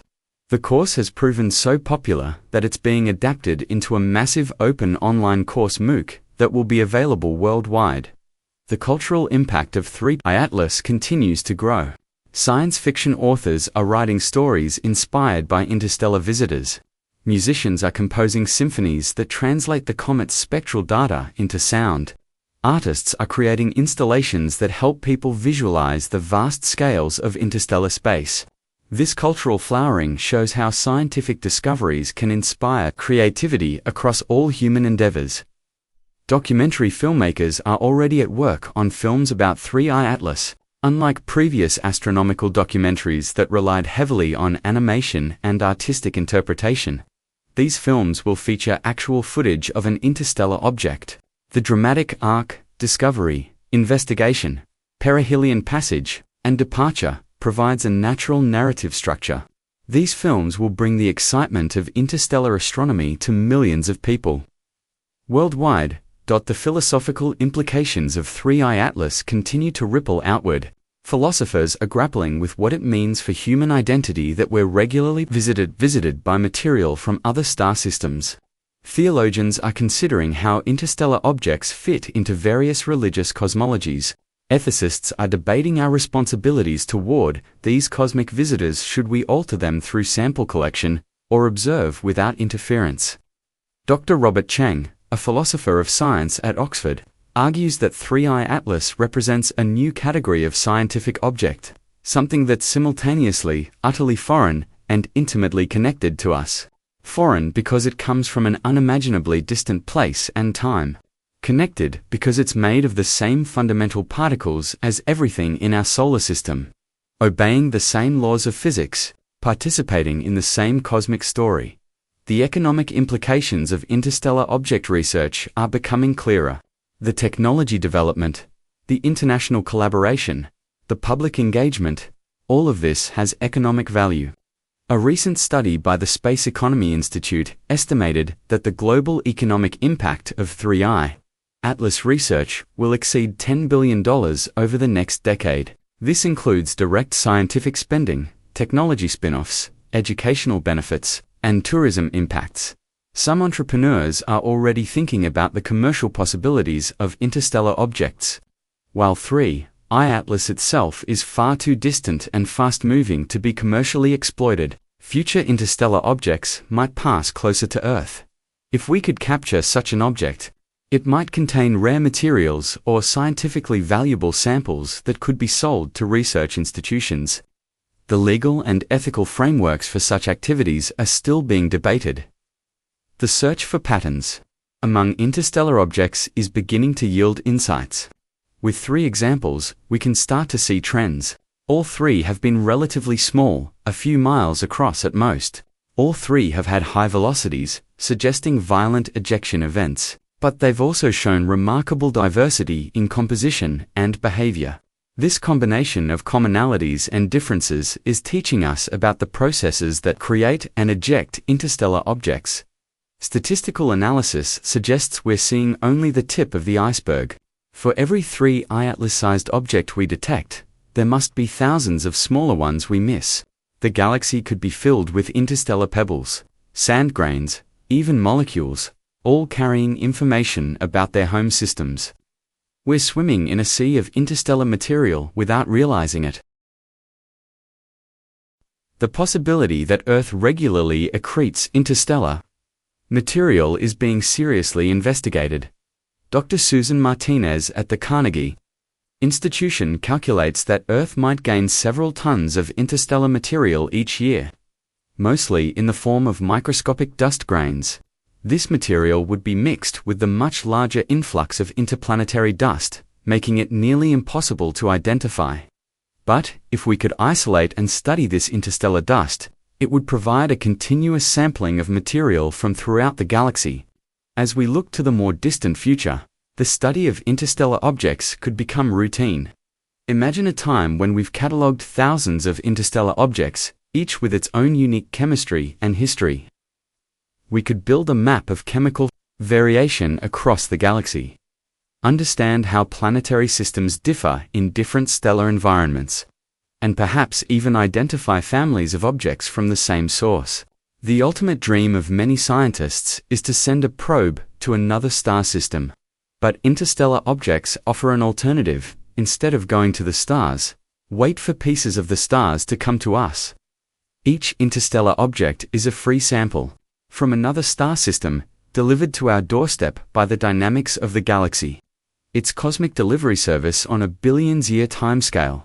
Dr. Yuki Tanaka, at JAXA, has proposed a long-term vision, where humanity maintains a fleet of interceptor spacecraft ready to study interstellar objects.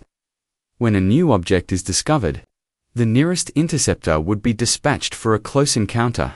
Over time, we would build up a library of samples from across the galaxy. It's an ambitious vision, but one that's technically achievable with sustained investment. The story of 3I Atlas is also reshaping our search for extraterrestrial intelligence. If natural objects can travel between star systems, why not artificial ones?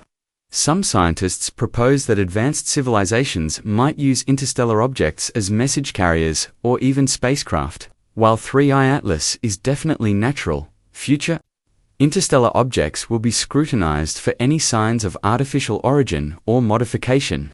The protocols for handling a potentially artificial interstellar object are being developed. Who would make the announcement? How would we confirm artificial origin? What precautions would be necessary?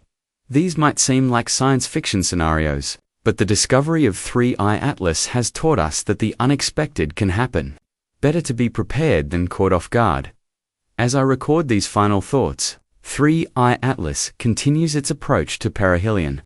In just a few weeks, it will round the sun and begin its journey back to the stars. We've been privileged to witness and study this cosmic wanderer during its brief passage through our solar system.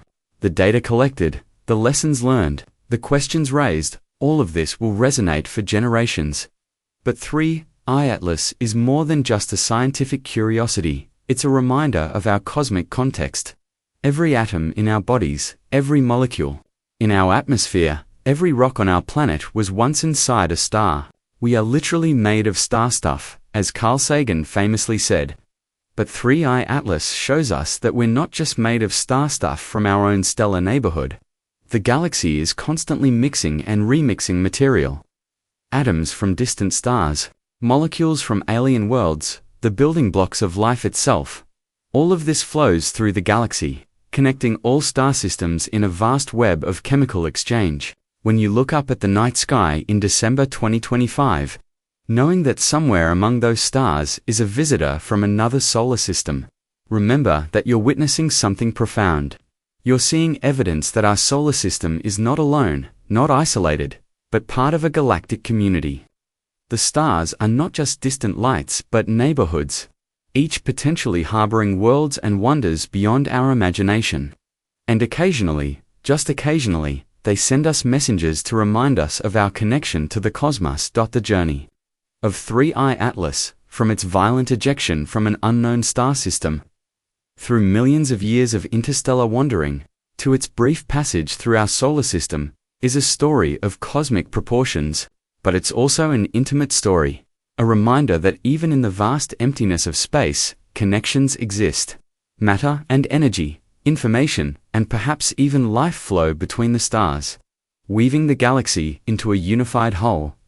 As we conclude this 5-part exploration of Comet 3I Atlas, we stand at a threshold.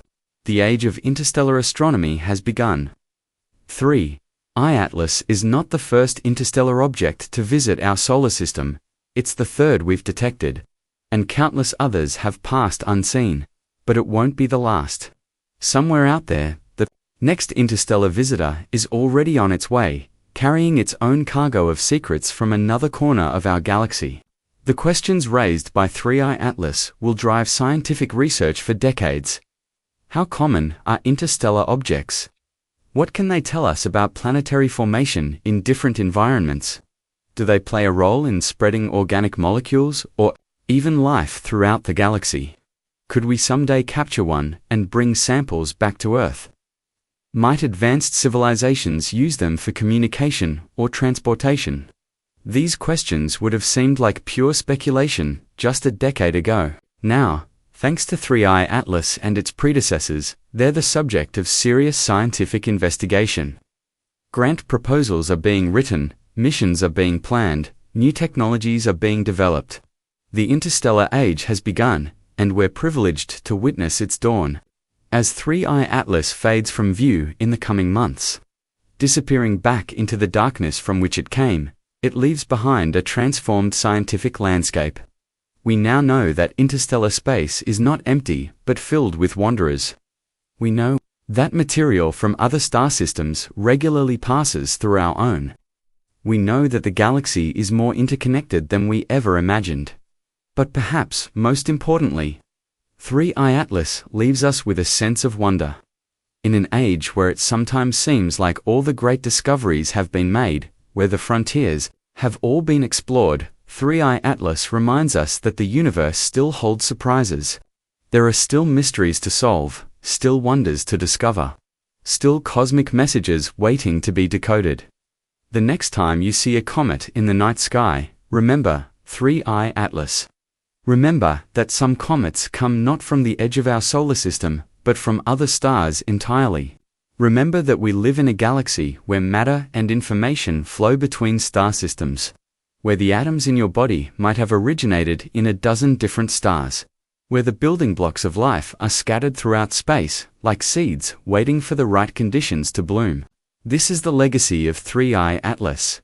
Not just the scientific data, not just the technological advances, but the expanded perspective, the cosmic consciousness, the recognition that we are part of something vast and wonderful.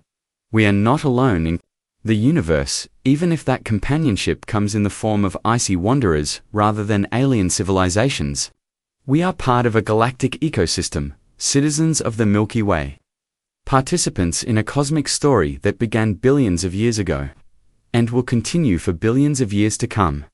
Thank you for joining me on this journey, exploring Comet 3I Atlas. As it continues its eternal voyage through the cosmos, it carries with it not just ice and rock, but the hopes and dreams of a species just beginning to understand its place in the universe. And somewhere out there, another interstellar messenger is already on its way, ready to write the next chapter in this cosmic story. Until then, keep looking up, keep wondering, and remember, we are all made of star stuff, and sometimes, that star stuff comes to visit.